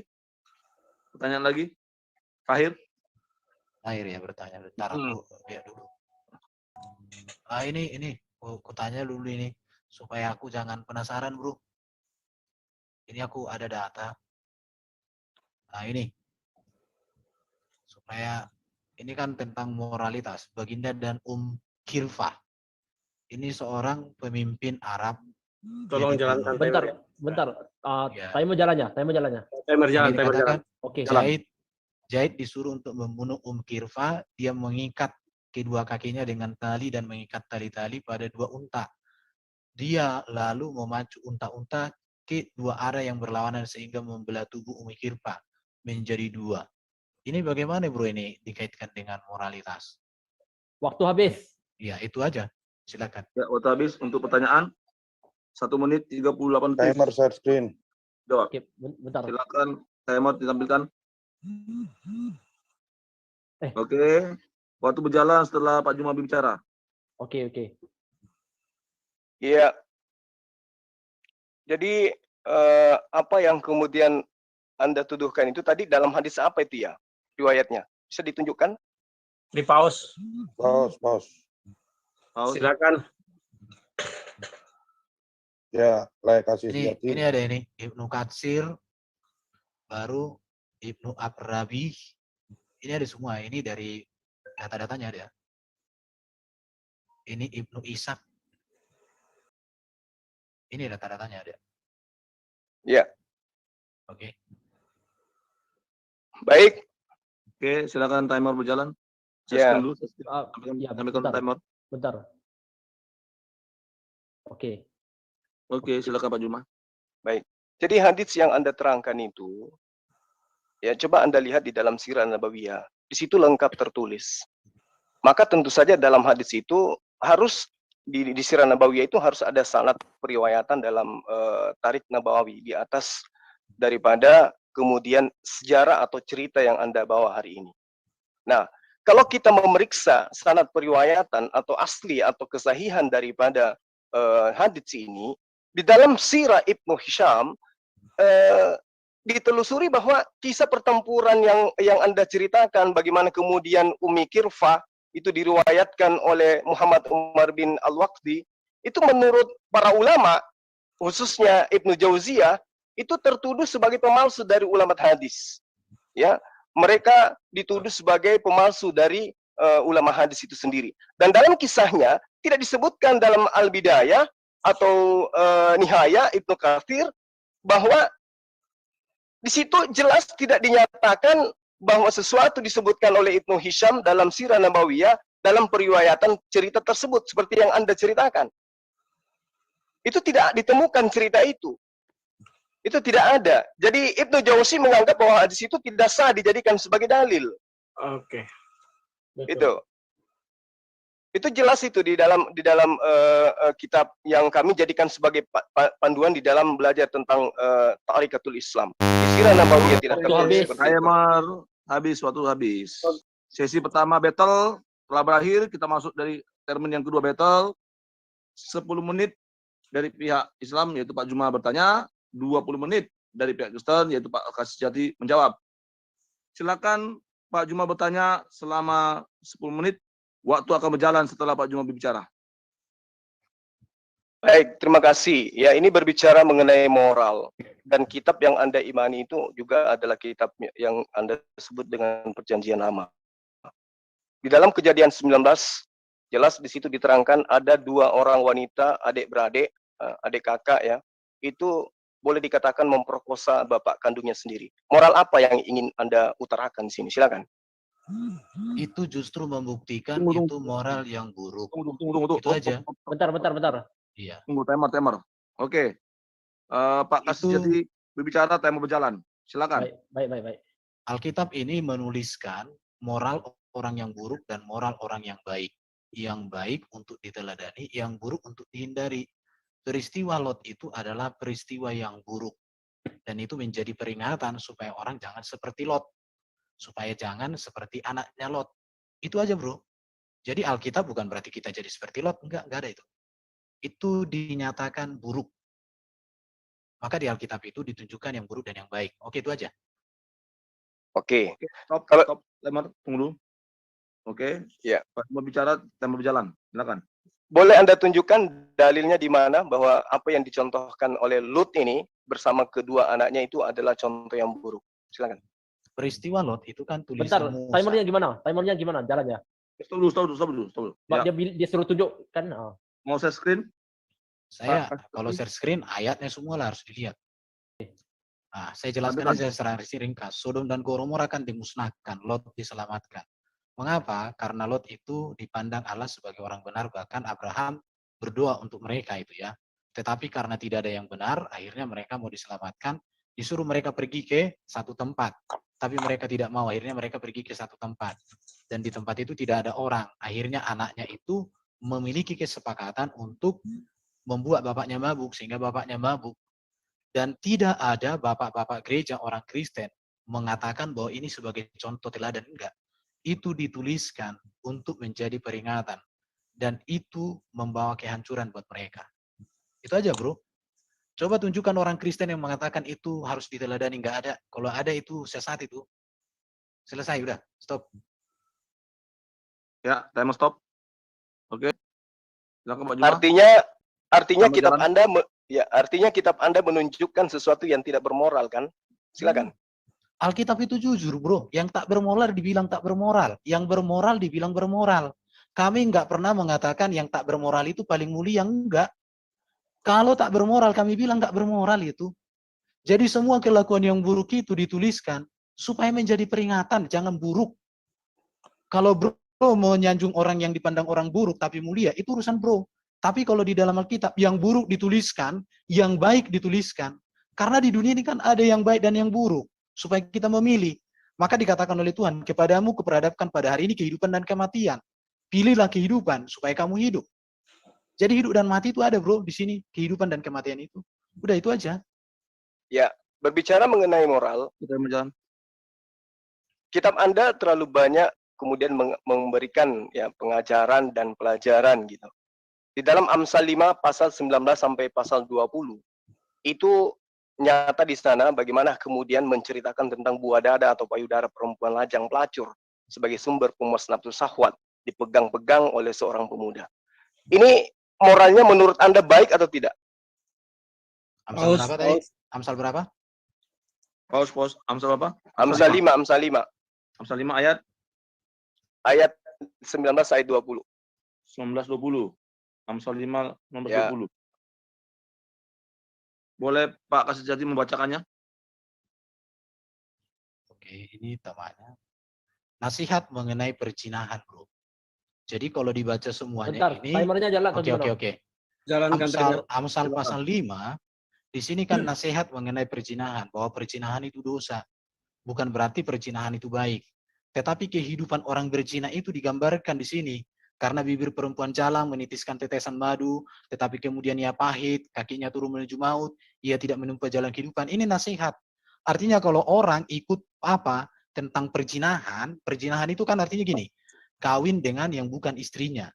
Atau istrinya lebih dari satu, itu perzinahan di dalam konteks Kristen. Jadi ini nasihat supaya nggak berzina, bro. Jadi kalau bro hanya baca ayat 19-nya ya repot. Tapi baca konteksnya, ini nasihat tentang perzinahan. Supaya orang tidak berzina.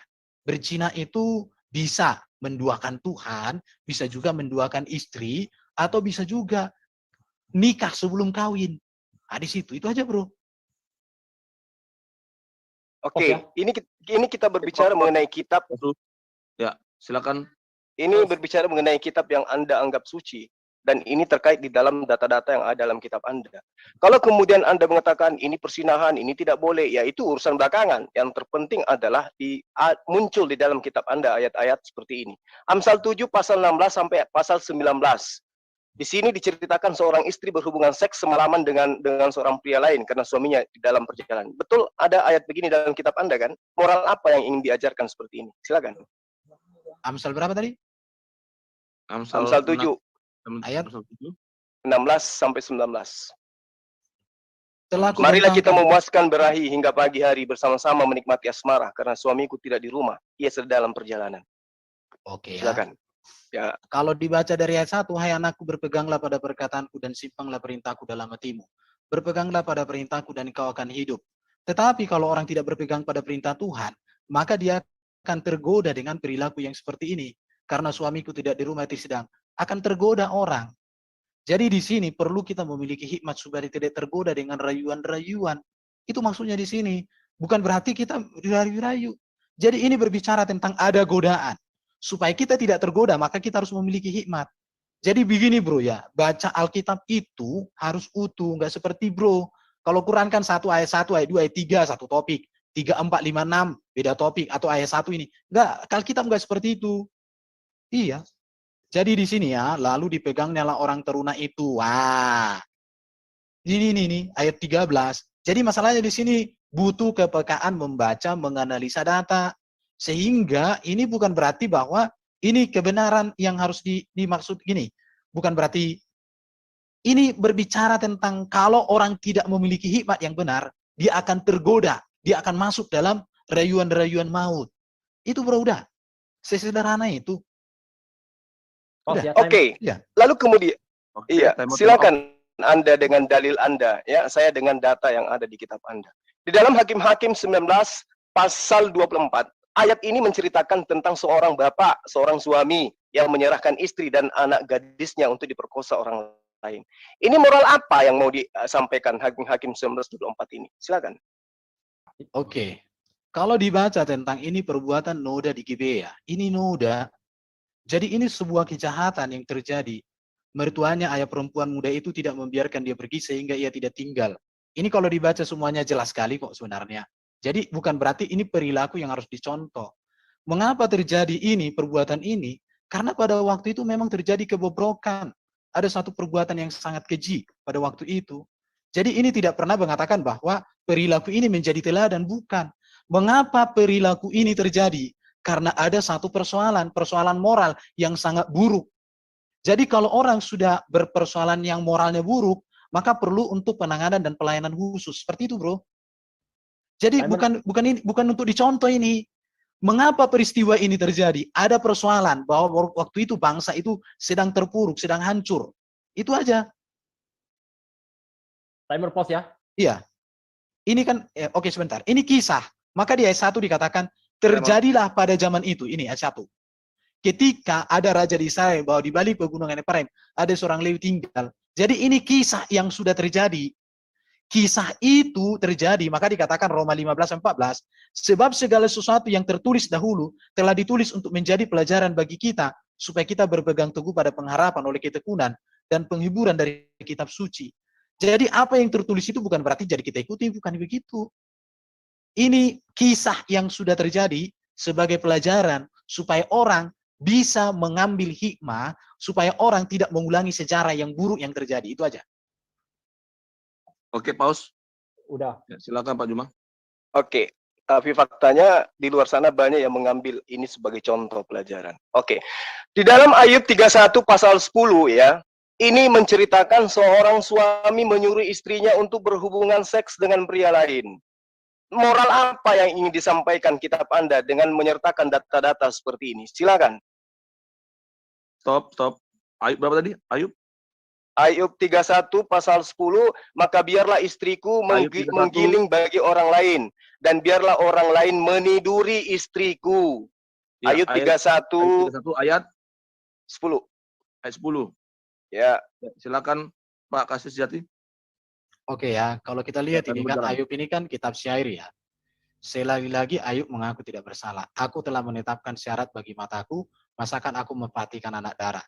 Karena bagian apakah yang ditentukan Allah dari atas, milik pusaka, apakah yang ditetapkan, ini berbicara tentang apa? Ayub di dalam menyampaikan semua keluh kesahnya ya, mengaku tidak bersalah di hadapan Tuhan. Jadi kalau mau baca ini, semuanya harus perhatikan. Jika hatiku tertarik kepada perempuan dan aku menghadang pintu sesamaku, maka biarlah istriku menggiling bagi orang lain. Ayat 9 jangan dilupakan, jika hatiku tertarik pada perempuan. Artinya Ayub itu nggak pernah tertarik kepada perempuan. Justru itu, jadi kalau ayat 10 dilepaskan dari ayat 9, maka terjadi kesesatan. Tapi kalau ayat 9 dibaca, lihat ini ya. Jika hatiku tertarik pada perempuan dan aku menghadang pintu sesamaku, maka biarlah. Jadi Ayub mengatakan aku tidak bersalah, aku nggak pernah menyeleweng. Itu yang mau disampaikan Ayub di sini. Jadi di sini Bro Juma teliti membaca, itu aja.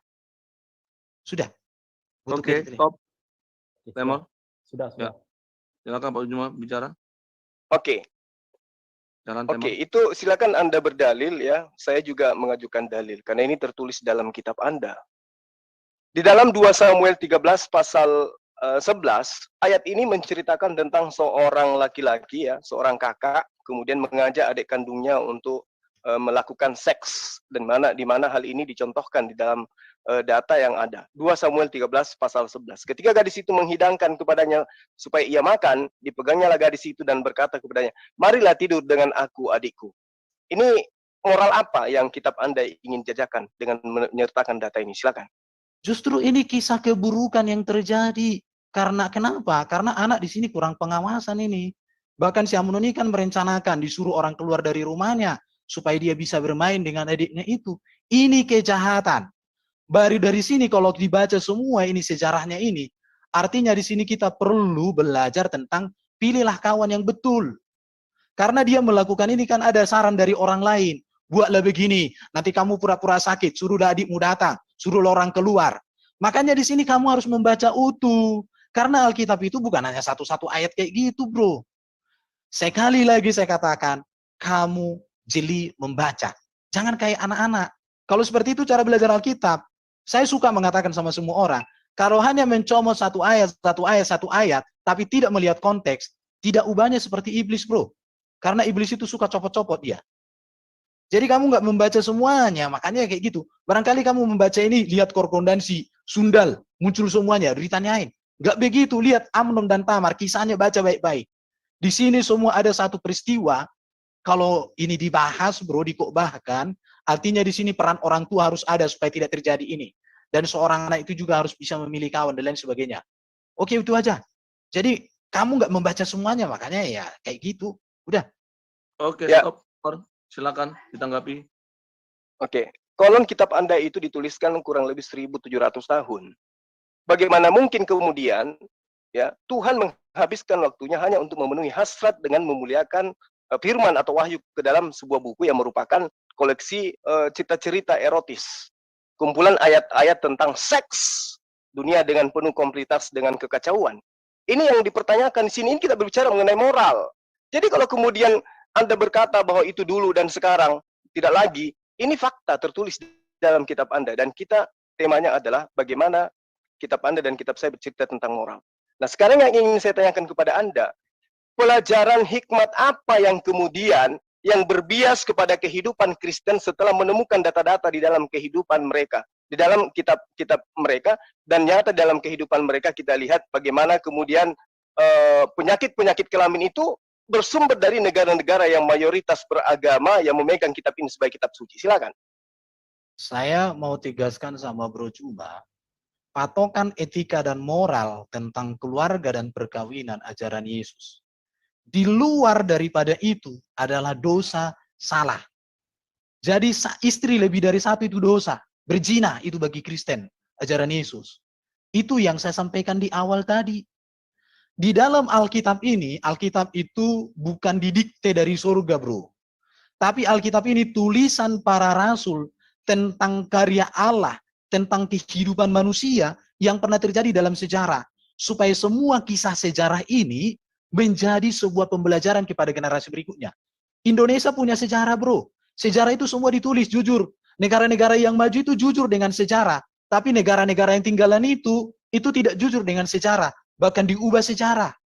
Alkitab ini jujur dengan sejarah. Tetapi dari sejarah itu orang belajar. Yang baik untuk diikuti, yang buruk untuk tidak diulangi. Itu, bro. Jadi belajar sejarah seperti itu. Karena kisah di dalam Alkitab ini kan sudah terjadi di masa lalu, dan ini kisah yang sudah terjadi, tapi dalam sejarah itu. Maka di dalam ajaran Kristen, Allah berbicara melalui sejarah. Oke, itu aja. Ya, stop, timer. Ya, silakan ditanggapi. Ya, di dalam Ulangan 22 pasal 28 sampai 29. Di situ diterangkan bahwa kalau ada seorang perempuan diperkosa, maka dia harus dinikahkan dengan yang memperkosanya. Ini kenapa seperti ini jadinya? Kalau seperti ini yang ada di dalam kitab Anda, berarti enak di laki-lakinya dong. Setiap ada laki-laki yang mengingini seorang perempuan, tinggal diperkosa aja, baru kemudian dinikahkan berdasarkan dan kitab Anda. Ulangan 22 ayat 28 sampai 29. Silakan. Oke, ini dibandingkan ya dengan Keluaran 22 ayat 16-17. Apabila seseorang membujuk seorang anak perawan yang belum bertunangan dan tidur dengan dia, maka harus dia mengambilnya menjadi istrinya dengan membawa mas kawin. Jika ayah, ingat, pedoman tentang moral dan etika, tadi saya sudah sebut di awal, kalau hukum tentang moral, itu semua disempurnakan, diterima oleh Yesus tentang moral, yang hukum Taurat itu. Tetapi kalau ini sudah berbicara, ini, tentang apa ini? Ini dikatakan di sini, ayat berapa tadi? Lupa aku. Apabila, bukan disuruh, jadi bukan disuruh perkosa lah supaya gini, enggak. Apabila, artinya solusi. Maka haruslah laki-laki yang sudah tidur dengan gadis itu memberikan 50 sikal perak. Ini berbicara kasustik. Bukan perintah. Perkosalah wanita itu. Beda. Kalau tadi bro kan katakan boleh memperkosa wanita. Kalau ini enggak. Bukan begitu maksudnya. Apabila. Itu ya, bukan. Perkosalah wanita itu, bukan. Apabila, artinya kalau seorang laki-laki memperkosa seorang wanita, solusinya apa? Solusinya lah ya dikawinkan mereka, dikasih bayaran di situ. Tapi itu bukan anjuran, Sudah itu aja. Oke, stop timer. Silakan ditanggapi. Iya. Ini ayat, apabila seorang bertemu dengan seorang gadis, ia masih perawan dan belum bertunangan, memaksa gadis itu dengan dia, dan keduanya kedapatan, maka haruslah laki-laki yang sudah tidur dengan gadis itu memberikan 50 sikal perak kepada ayah gadis itu. Dan gadis itu harusnya menjadi istrinya. Sebab laki-laki itu telah memperkosa selama hidupnya, tidak boleh laki-laki itu menyuruh dia pergi. Nah ini kalau ini terjadi, hanya hukumannya hanya menikahi wanita yang diperkosa, maka tidak menutup kemungkinan orang-orang yang membaca dalil ini akan mencari wanita yang paling cantik di lingkungannya lalu diperkosa untuk supaya menjadi istrinya. Itu gimana? Ini moral, silakan. Konteksnya ini bangsa Israel di padang gurun. Mereka sedang berjalan menuju tanah Kanaan. Itu konteksnya. Jadi konteksnya di situ ya seperti itu. Dan patokan orang Kristen bukan lagi tentang ini, bro. Bukan lagi tentang ini. Karena Yesus sudah datang untuk menyempurnakan. Bahwa tidak boleh memperkosa. Kalau sudah orang memperkosa, hukumnya ada di negara masing-masing. Untuk orang Yahudi pada waktu itu ini hukumnya. Tapi untuk sekarang beda lagi hukumnya. Hukum di Indonesia orang memperkosa, ada undang-undang KUHP. Tetapi di dalam ajaran Yesus nggak boleh memperkosa, itu jelas. Nggak boleh mengambil istri orang lain, jelas. Itu ajaran Yesus. Kalau orang melakukan apa itu, gereja kan tidak memiliki badan hukum untuk menghukum orang. Karena hukum gereja dengan hukum negara, dua hukum yang berbeda. Karena Kristen kan hidup di dalam negara dan hidup juga secara Alkitab. Jadi orang Yahudi pada waktu ini sudah menjadi hukum bangsa mereka. Makanya mereka terapkan. Tapi sekarang orang Kristen tidak lagi berpedoman kepada di sini. Karena di Indonesia hukumnya sudah ada. Seperti itu penerapannya. Bukan berarti ini kita praktekkan. Makanya apa yang terjadi di sini, itu bukan lagi acuan bagi kekristenan. Bukan. Karena ini semua berbicara konteks Israel waktu itu. Oke? Oke, stop timer. Ya, silakan ditanggapi. Di dalam 1 Timotius ya, pasal 2 di nomor 12 sampai nomor 13 itu diterangkan perempuan tidak boleh menjadi guru. Perempuan tidak boleh menjadi pengajar. Ini moral apa yang sangat diskriminasi terhadap seorang perempuan? Silakan. 1 Timotius 1 Timotius 2 nomor 12 sampai nomor 13. Oke ya, mengenai Ya. sikap orang laki-laki dan perempuan dalam ibadah jemaah. Ya. Oleh karena itu aku ingin supaya di mana seorang laki-laki dengan mendadakkan tangan seterusnya, tetapi hendaklah ia berdandan dengan perbuatan baik seperti yang layak bagi perempuan yang beribadah. Seharusnya lah perempuan berdiam diri dan menerima ajaran dengan patuh. Aku tidak mengizinkan perempuan mengajar dan juga tidak mengizinkannya memerintah laki-laki. Hendaklah ia berdiam diri. Ya iyalah. Di dalam ibadah itu kan ada imam. Imam yang memimpin ibadah, bro. Gak masalah, bro. Dan ini bukan berbicara moral. Itu etika yang sudah ada pada waktu itu.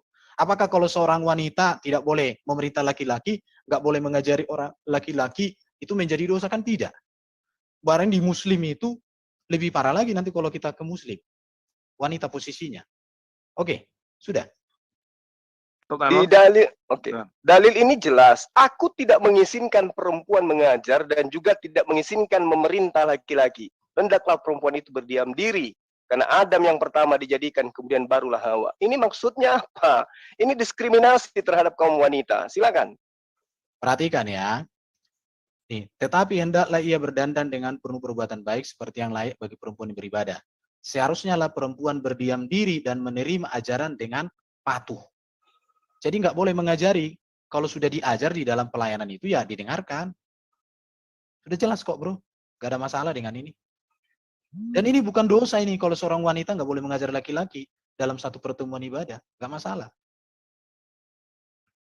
Karena yang mengajar itu kan harus laki-laki. Karena Jadi konteksnya bagaimana budaya. dengan pendeta perempuan? Ya tidak masalah pendeta perempuan. Karena budaya pada waktu itu, seorang wanita kan di budaya pada waktu itu nggak boleh seperti itu di budayanya. Jadi ini kan surat Paulus kepada Timotius. Jadi Timotius itu mengalami suatu persoalan berkaitan dengan keadaan di lokasi waktu itu. Akhirnya ada satu kebijakan bahwa seorang wanita nggak boleh mengajar supaya tidak terjadi. Jadi sebuah persoalan kasustik. Tapi ini bukan berbicara moral. Yang moral itu kalau seorang wanita ibaratnya kawin cerai atau seorang laki-laki kawin cerai, budak diembat, itu baru moral, bro. Kalau hanya seperti ini nggak masalah dalam pertemuan ibadah. Itu dalam konteks waktu itu. Udah itu aja. Ya, Oke. silakan. Ya, di dalam 1 Korintus 14 ya, ayat 34, 35 dan juga 1 Timotius 2 nomor 11, itu perempuan disuruh diam saja dan patuh. Sama seperti dalam semua jemaat orang-orang kudus, perempuan-perempuan harus berdiam diri dalam pertemuan-pertemuan jemaat sebab mereka tidak diperbolehkan untuk berbicara. Ini kenapa perempuan begitu diskriminasi diperlakukan dalam kitab Anda? Jawab. Dalam konteks Yahudi, kan ini Paulus kan berbicara di kalangan orang Yahudi. Kalau di konteks orang Yahudi, memang wanita itu tidak diberikan untuk posisi, apalagi kalau melayani kayak di Bait Allah itu kan para laki-laki, bro. Para imam, semuanya laki-laki. Bukan berarti wanita boleh diasingkan, digebukin, enggak. Jadi itu hanya dalam ritual-ritual pertemuan-pertemuan ibadah tertentu. Tetapi kalau di rumah tangga, nanti kita baca perempuan itu harus dikasihi. Bahkan nggak boleh dikasari. Di Petrus ada itu, wanita itu bahkan dikatakan jangan engkau berlaku kasar padamu supaya duamu diterima. Nggak boleh, bro, berlaku kasar. Harus dikasihi istri. Tapi kalau dalam pertemuan ibadah, Ya kalau sudah ada laki-laki yang mengajar, ngapain lagi wanita, kan begitu. Gak masalah. Itu bukan berbicara moralitas. Gak masalah. Oke. Ya, silakan ditanggapi. Baik, kita pindah ya. Pertanyaan saya ini masih terkait dengan moral ya. Nah, di dalam kitab Anda itu jelas diterangkan bagaimana kemudian ada perintah membunuh anak bayi atau anak-anak atau anak yang masih menyusui. 1 Samuel 15 pasal 3. Aku Tuhan ingat pada yang dilakukan Amalek kepada orang Israel. Pergilah sekarang, kalahkanlah orang Amalek, tumpaslah segala apa yang ada padanya, dan jangan belas kasihan kepada mereka. Bunuhlah semuanya, laki-laki atau perempuan, karena anak atau anak-anak yang masih menyusui, lembu maupun domba, onta maupun kera. Ini kenapa? Kesalahan mereka anak-anak ini apa coba? Kenapa kemudian diperintahkan dibunuh semuanya, ditumpas semua yang bernapas di dalamnya? Silakan. Pada waktu itu, bangsa Amalek itu bangsa yang amoral. Bahkan bangsa Israel dipersiapkan oleh Tuhan untuk menjadi berkat sekaligus menjadi kutuk untuk bangsa-bangsa tanah Kanaan. Maka panggilan Tuhan kepada Abraham kan jelas. Oleh keturunanmu semua bangsa di bumi, tetapi mereka juga dipakai Tuhan sampai genap kejahatan orang-orang Kanaan. Makanya bangsa Israel itu dibentuk Tuhan 400-an tahun di Mesir. Jadi orang Amalek itu kenapa ditumpas? Ini bisa dikaitkan dengan peristiwa Lot. Kenapa Sodom dan Gomora itu dihancurkan Tuhan? Karena memang di sana sudah terjadi amoral. Kenapa peristiwa Nuh yang selamat hanya 8 orang? Karena peristiwa amoral yang sangat luar biasa. Jadi bangsa Amalek itu memang sudah benar-benar jahat. Dan ingat ya, bangsa Israel dipakai Tuhan menjadi berkat, tapi juga dipakai menjadi alat penghukuman untuk bangsa-bangsa Kanaan. Itu jelas, jadi kronologi peristiwanya jelas. Dan itu terjadi, sudah terjadi. Tetapi kalau konteks sekarang, Yesus sudah datang membawa hukum kasih, mengasihi orang berdosa dikatakan, mengampuni, berbuat baik kepada mereka. Itu konteks pada waktu itu, bro. Jadi orang Kristen melihat ini sebagai sebuah peristiwa yang terjadi di masa lalu, tetapi tidak menjadi acuan untuk kita bersikap lagi kepada orang di masa kini. Tetapi kita melihat kekudusan Tuhan terhadap bangsa-bangsa yang amoral melalui bangsa Israel. Karena mereka menolak bangsa Israel waktu itu. Jelas itu. Silakan. Oke, timer stop. Silakan. Oke. Di dalam kitab Anda ya, jelas diterangkan di dalam Yohanes 13 pasal 23. Ini berbicara mengenai moral ya. Di situ diterangkan seorang di antara murid Yesus itu ya duduk bersandar di dada Yesus. Itu siapa murid ini? Apakah dia laki-laki atau dia perempuan? Silakan. Ya murid Yesus kan nggak ada perempuan, bro, disebutkan semua laki-laki, sudah terjawab. Berarti laki-laki yang bersandar di dada Yesus. Ya tidak masalah bersandar di dadanya itu menunjukkan kasihnya. Oh, jadi boleh kalau laki-laki bersandar di dada laki-laki gitu. Coba kita lihat ayatnya. Silakan. Yes, Yohanes berapa tadi? 13? Yohanes 13 nomor 23. Yohanes 13 ayat 23. Iya. Bersandar dekat kepadanya. Ah, bro, ini salah membaca ini. Itu terjemahan baru. Ya sudah, kan di situ bersandar dekat kepadanya. Oke, sekarang saya cek bahasa Yunani sebentar, stop dulu. Timer stop. Yohanes 13 ayat 23. Iya. Yohanes 13 ayat 23. Bersandar satu dari muridnya pada dada Yesus dan dia mengasihi Yesus. Mengangguk sebagai isyarat maka kepadanya Simon Petrus. Ya tidak masalah, bro. Iya. Bersandar di dada Yesus itu menunjukkan bahwa Yesus sangat dekat dengan murid-murid. Kemudian murid itu Simon Petrus memberi syarat dan berkata, tanyalah siapa yang dimaksudnya. Murid yang duduk dekat Yesus itu berpaling dan berkata kepadanya, Tuhan siapakah itu? Tidak masalah, bro. Iya. Ya, waktu Anda tidak jalan loh dari tadi. Oh, sorry. Iya, itu tanda kedekatan. Oke, jadi tidak disalahkan kemudian ketika Amerika membuat sebuah Bible gay ya, karena memang ada contoh di dalam kitab Anda ya, laki-laki bersandar di dada laki-laki. Boleh ya? Ya. Timernya tadi tidak jalan. Ya udah. Oke, ulangi lagi. Silakan. Oke. Pak Juma. Saya seorang guru, ketika murid saya ingin dekat dengan saya, bersandar di dada saya, itu wajar. Tidak masalah. Oke. Ya, jadi tidak salah kemudian ketika gospel gay yang di Amerika itu diterbitkan karena adanya contoh dalil di dalam kitab Anda, laki-laki boleh bersandar di dada laki-laki dewasa gitu. Silakan. Sekarang yang harus Anda pahami adalah laki-laki gay melakukan itu sebagai sebuah kesesatan. Sementara di sini adalah kedekatan antara seorang guru dengan seorang murid. Tidak masalah. Oke, Begitu. tidak masalah. Baik. Situ. Nah, di dalam kitab Anda, Sebentar, di situ, silakan. Tapi kalau gay udah jelas salah ya. Karena Yesus tidak membenarkan, jangankan gay, poligami aja udah dosa, apalagi gay. Bahkan dikatakan juga, Jalankan timer, jalankan Oke. timer. bahkan Paulus Emang- katakan, pemburit tidak masuk surga loh ya. Pemburit itu bagian dari gay itu, gak masuk surga. Jelas itu. Jadi Oke. kalau kamu memakai acuannya gay, jangan-jangan kamu sama dengan itu. Masa kamu samakan gay dengan Yesus? Kan namanya kurang ajar itu. Iya, memang kurang ajar itu gospel gay, kawan. Nah, Ya, gini. jelas kurang ajar. Iya. Dan kitab Anda yang mencontohkan soalnya. Di dalam Matius 17 nomor 20, ya, di situ berkata kalau kamu punya iman sebesar biji sawi, maka kamu bisa memindahkan gunung. Apakah ini perbuatan benar ini? Karena tidak ada orang Kristen yang bisa memindahkan tai lalat, apalagi gunung. Silakan. Peristiwa Gunung Mohattam di Mesir, dan itu dicatat dalam sejarah Mesir, dipindahkan sejauh 3 km berdasarkan ayat itu. Kalau kamu pengen tahu, silakan cek. Ada itu di Google, ada bukti sejarahnya, dan itu diakui di Mesir. Gunung itu Oke. pindah. Oke, terbukti ayat Baik. itu. Oke, sekarang di sini saya minta pembuktian dari Kristen Indonesia. Adakah di antara kalian yang bisa membuktikan memindahkan gunung? Silakan.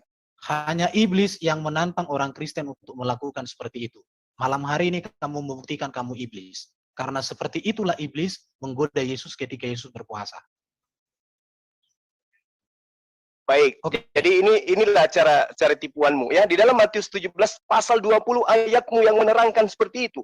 Ia berkata kepada mereka, karena kamu kurang percaya sebab aku berkata kepadamu, sesungguhnya sekiranya kamu mempunyai iman besar sebiji sawi, kamu dapat berkata kepada gunung ini, pindah dari tempat ini ke sana, maka gunung ini akan pindah dan takkan ada yang mustahil bagimu. Ini di dalam kitab Anda. Anda orang percaya kan, dan Anda meyakini Yesus itu adalah Tuhan. Kenapa tidak ada orang Kristen yang bisa memindahkan gunung? Apakah ini moral yang benar? Atau ini adalah kedustaan yang nyata? Silakan. Masalah memindahkan gunung menurut saya tidak berkaitan dengan moral. Karena moral itu berbicara kesusilaan, etika. Etika itu artinya kawin, cerai, bunuh, perang itu. Tapi kalau memindahkan gunung menurut saya bukan etika. Jadi ini sudah lari dari topik. Tapi nggak apa-apa. Itu berbicara iman. Oke. Ini etika, jelas etika. Ini berbicara mengenai moral. Ini adalah kedustaan karena ini tidak bisa dibuktikan. Sesuatu yang dusta itu melanggar moral yang benar. Ini katanya kalau kamu memiliki iman besar sebesar biji sawi pun kau bisa memindahkan gunung. Nah, orang Kristen itu imannya sebesar dunia katanya. Coba Anda pindahkan gunung, bisa nggak? Silakan. Peristiwa ini kan sudah pernah terjadi. Baru Yesus katakan, jangan engkau mencobai Tuhan. Ingat itu, jangan mencobai Tuhan. Oke, udah. Ya, Anda Tuhan. Kami tidak bisa mencobai Tuhan. Kami hanya untuk memenuhi hasratmu. Ini udah lari dari topik ini. Ya, kembali ke topik aja. Iya. Ya, ini berbicara mengenai moral. Kalau data ini kalian tidak bisa buktikan, berarti kitab Anda menunjukkan suatu kebohongan. Dan ini mengajarkan pembohongan. Silakan. Tunggu. Bentar ya, dulu Kak. Saya pause ya. Oke. Ya, saya pause. Ya, ini kita kembali ke topik ke moral. Ya, tadi Pak Erben sudah jelaskan itu berhubungan dengan iman. Ya, tidak ada berhubungan dengan moral. Untuk memindahkan gunung itu kan iman itu. Bicara tentang iman. Apabila kamu memiliki iman sebesar biji sawi gitu. Oke, kita kembali ke topik aja moralitas gitu. Oke, maksudnya Bang Juma begini. Apakah yang menulis kata-kata itu memiliki moral jika itu suatu kebohongan? Silakan. Kan Sebentar. saya sudah mengatakan ada Timer jalannya. sejarah, Timer jalannya. sejarah di Mesir membuktikan Timer ada jalannya. Gunung Mohattam Ya. itu pindah 3 km. Itu sejarah diakui kok, tertulis di Mesir itu sejarah diakui. Udah itu aja. Artinya ayat itu betul. Ya, kalian yang memiliki iman sebesar gunung ini nggak bisa memindahkan gunung gitu. Ayat itu sudah terbukti. Nggak, kamunya. Ya saya tidak mau memenuhi hasratmu. Loh, Kalau memang bukan hasrat saya, ini hasrat kitabmu. Bentar, Itu ayat timer ini itu- gimana? Timer ini ayat gimana? itu sudah terbukti kok. Stop. Udah terbukti ayat itu, Gunung Muhatam itu Oke. dipindahkan. Di pause saya dulu Waktu ya. itu ada seorang Jadi gini. Pos, Oke, pos semua. moderator mau bicara, pos.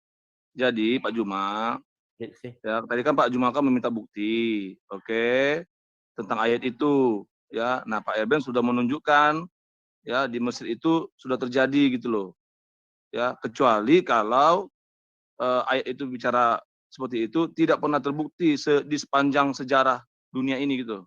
Oke. Oke, Silakan. kembali saya ini lagi. Tinggal dijawab aja bahwa karena mungkin maksudnya Bang Juma mau menyatakan apakah yang menulis itu berbohong atau tidak. Jika dikatakan tidak, bilang tidak berbohong dan pernah terjadi, begitu saja mungkin. Tadi Silakan. gini, ya tadi kan sudah dijawab oleh Pak Erben, ya bahwa tidak berbohong, sudah terbukti, ada sejarahnya gitu loh. Ya saya rasa itu udah menjawab gitu loh. Terkecuali tidak pernah ada sejarahnya bahwa tidak pernah ada gunung pindah sejauh 3 km gitu loh. Oke. Oke, silakan. Saya pikir lanjut ke pertanyaan berikutnya saja. Oke. Oke. Di dalam pengajaran praktis Yudaism, ketetapan Tuhan itu adalah merupakan sebuah wahyu kepada mereka. Lalu kenapa di dalam kitab Anda, di dalam agama Anda, ketetapan Tuhan yang datang kepada mereka berupa hukum Taurat itu dianggap sebagai kutukan kepada manusia. Ketetapan Tuhan dianggap sebagai kutukan. Lalu kemudian, Nabi yang diutus kepada Bani Israel di dalam agama Anda mati terkutuk di atas tiang salib. Itu moral apa yang ingin Anda ajarkan? Membunuh Tuhan, membunuh manusia untuk menghapuskan dosa kalian. Silakan.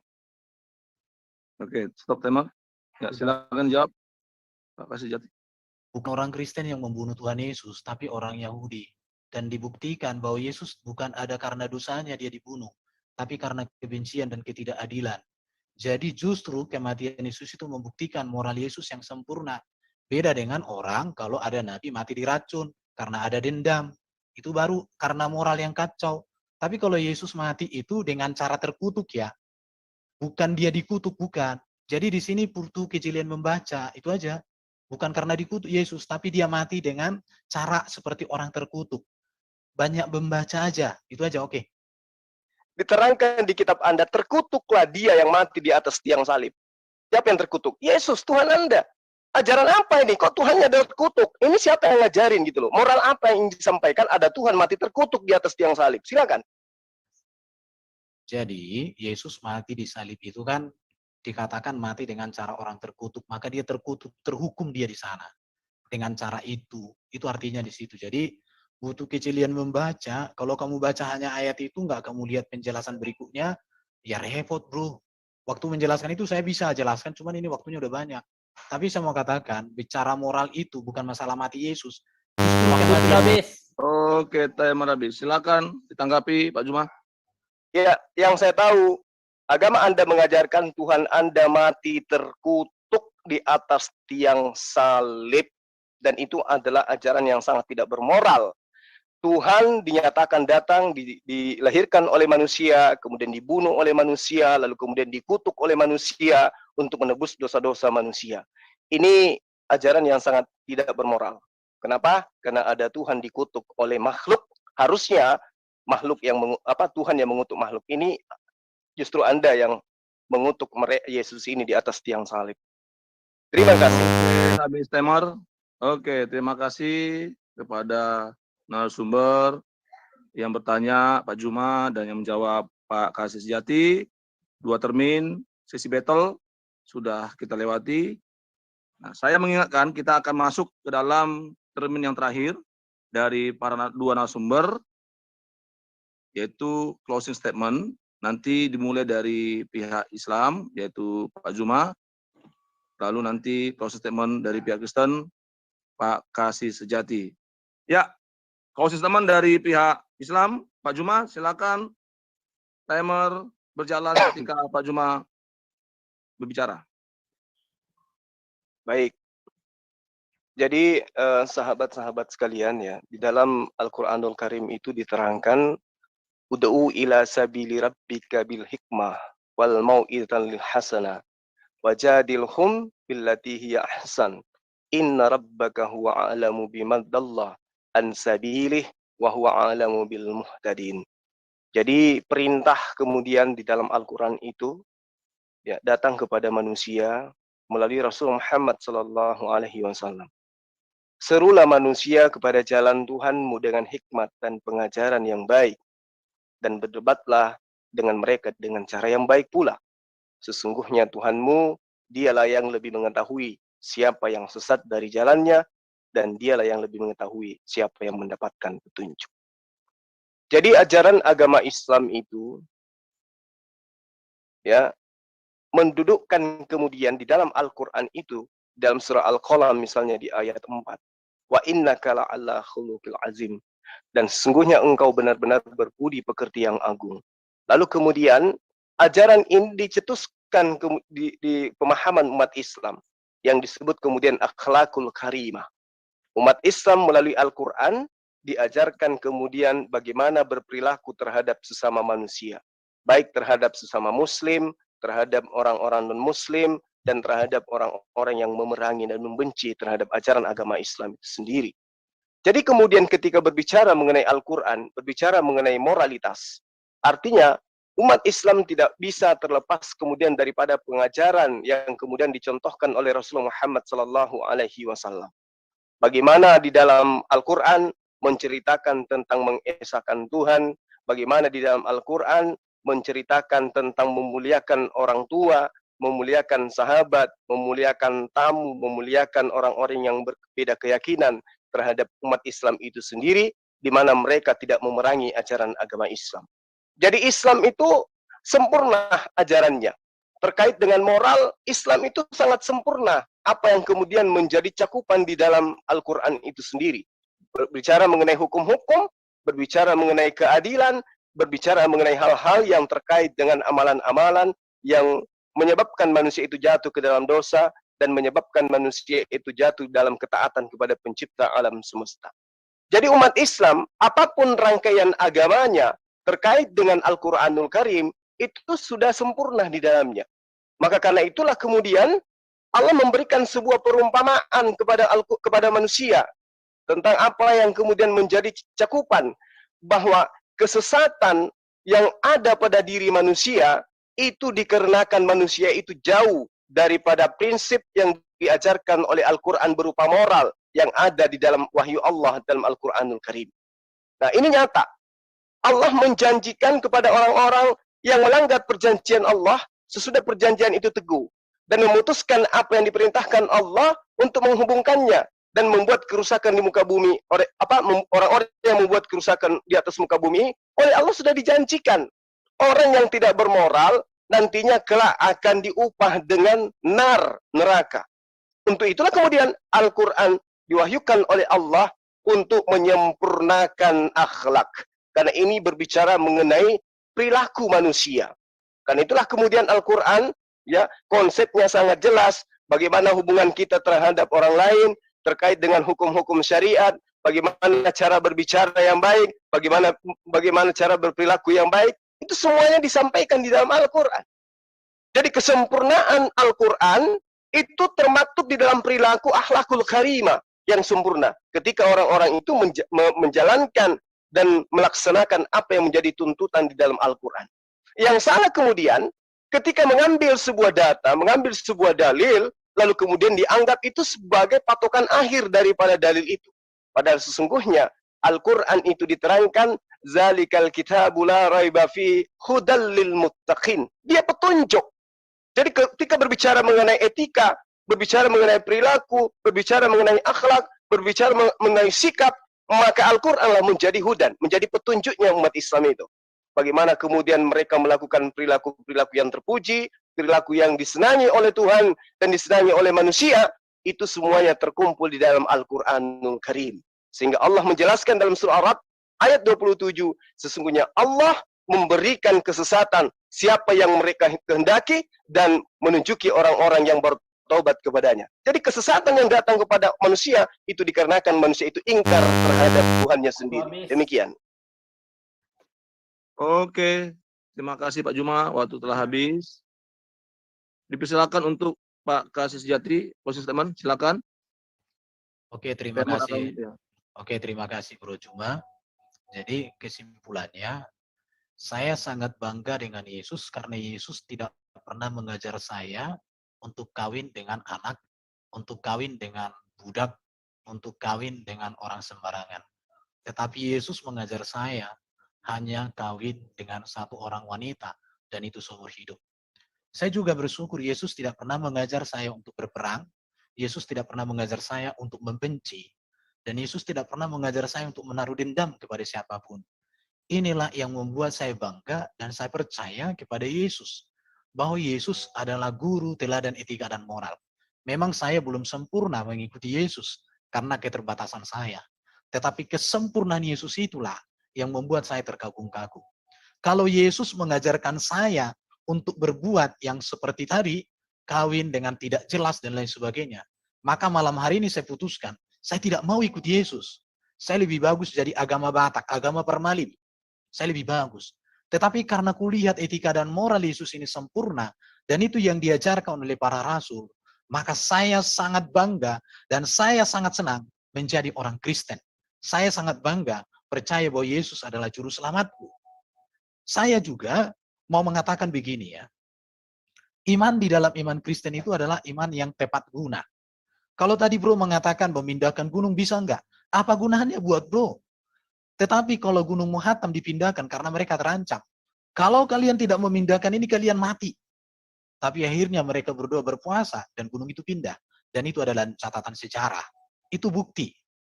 Jadi yang mau saya katakan di dalam ajaran Alkitab itu semuanya tentang moral, etika, dan benar.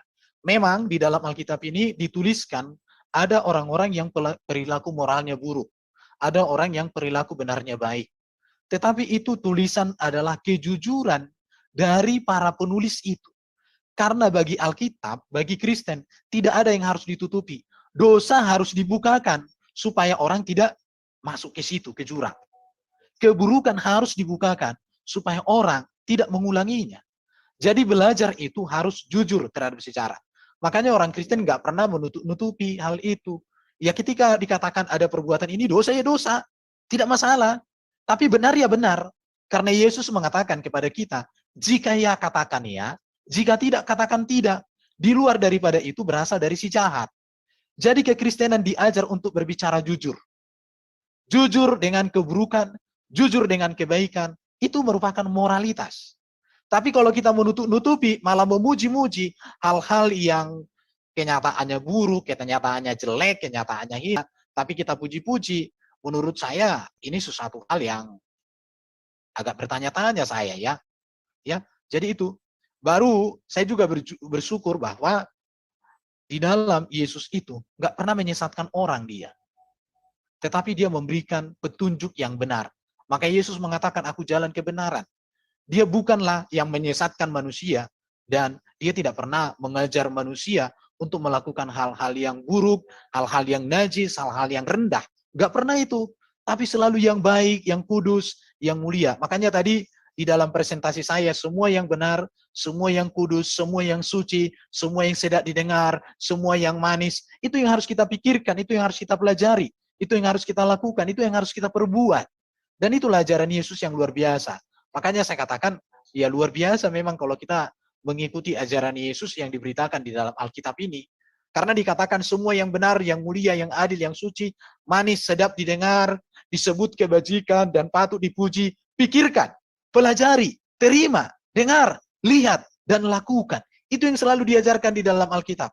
Jadi kalau ada orang Kristen perilakunya buruk, bukan ajaran Yesusnya yang salah, tapi manusianya yang buruk, manusianya yang harus perbaiki. Kalau hukum sudah benar, orang berlaku salah, jangan salahkan hukumnya, tapi salahkanlah orangnya yang tidak melakukan hukum dan ketetapan Tuhan. Jadi, saya mau katakan bahwa moralitas yang diajarkan oleh Yesus ini sangat-sangat tinggi sekali.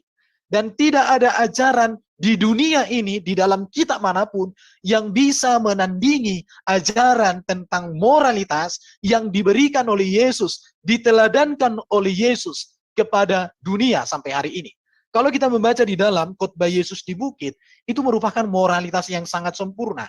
Berbicara hubungan kita dengan sesama, hubungan kita dengan istri kita, hubungan kita dengan banyak orang, hubungan kita dengan pekerjaan, dalam segala lingkup kebenaran nyatakan. Oke. Habis. Terima kasih Pak Kasih Sejati.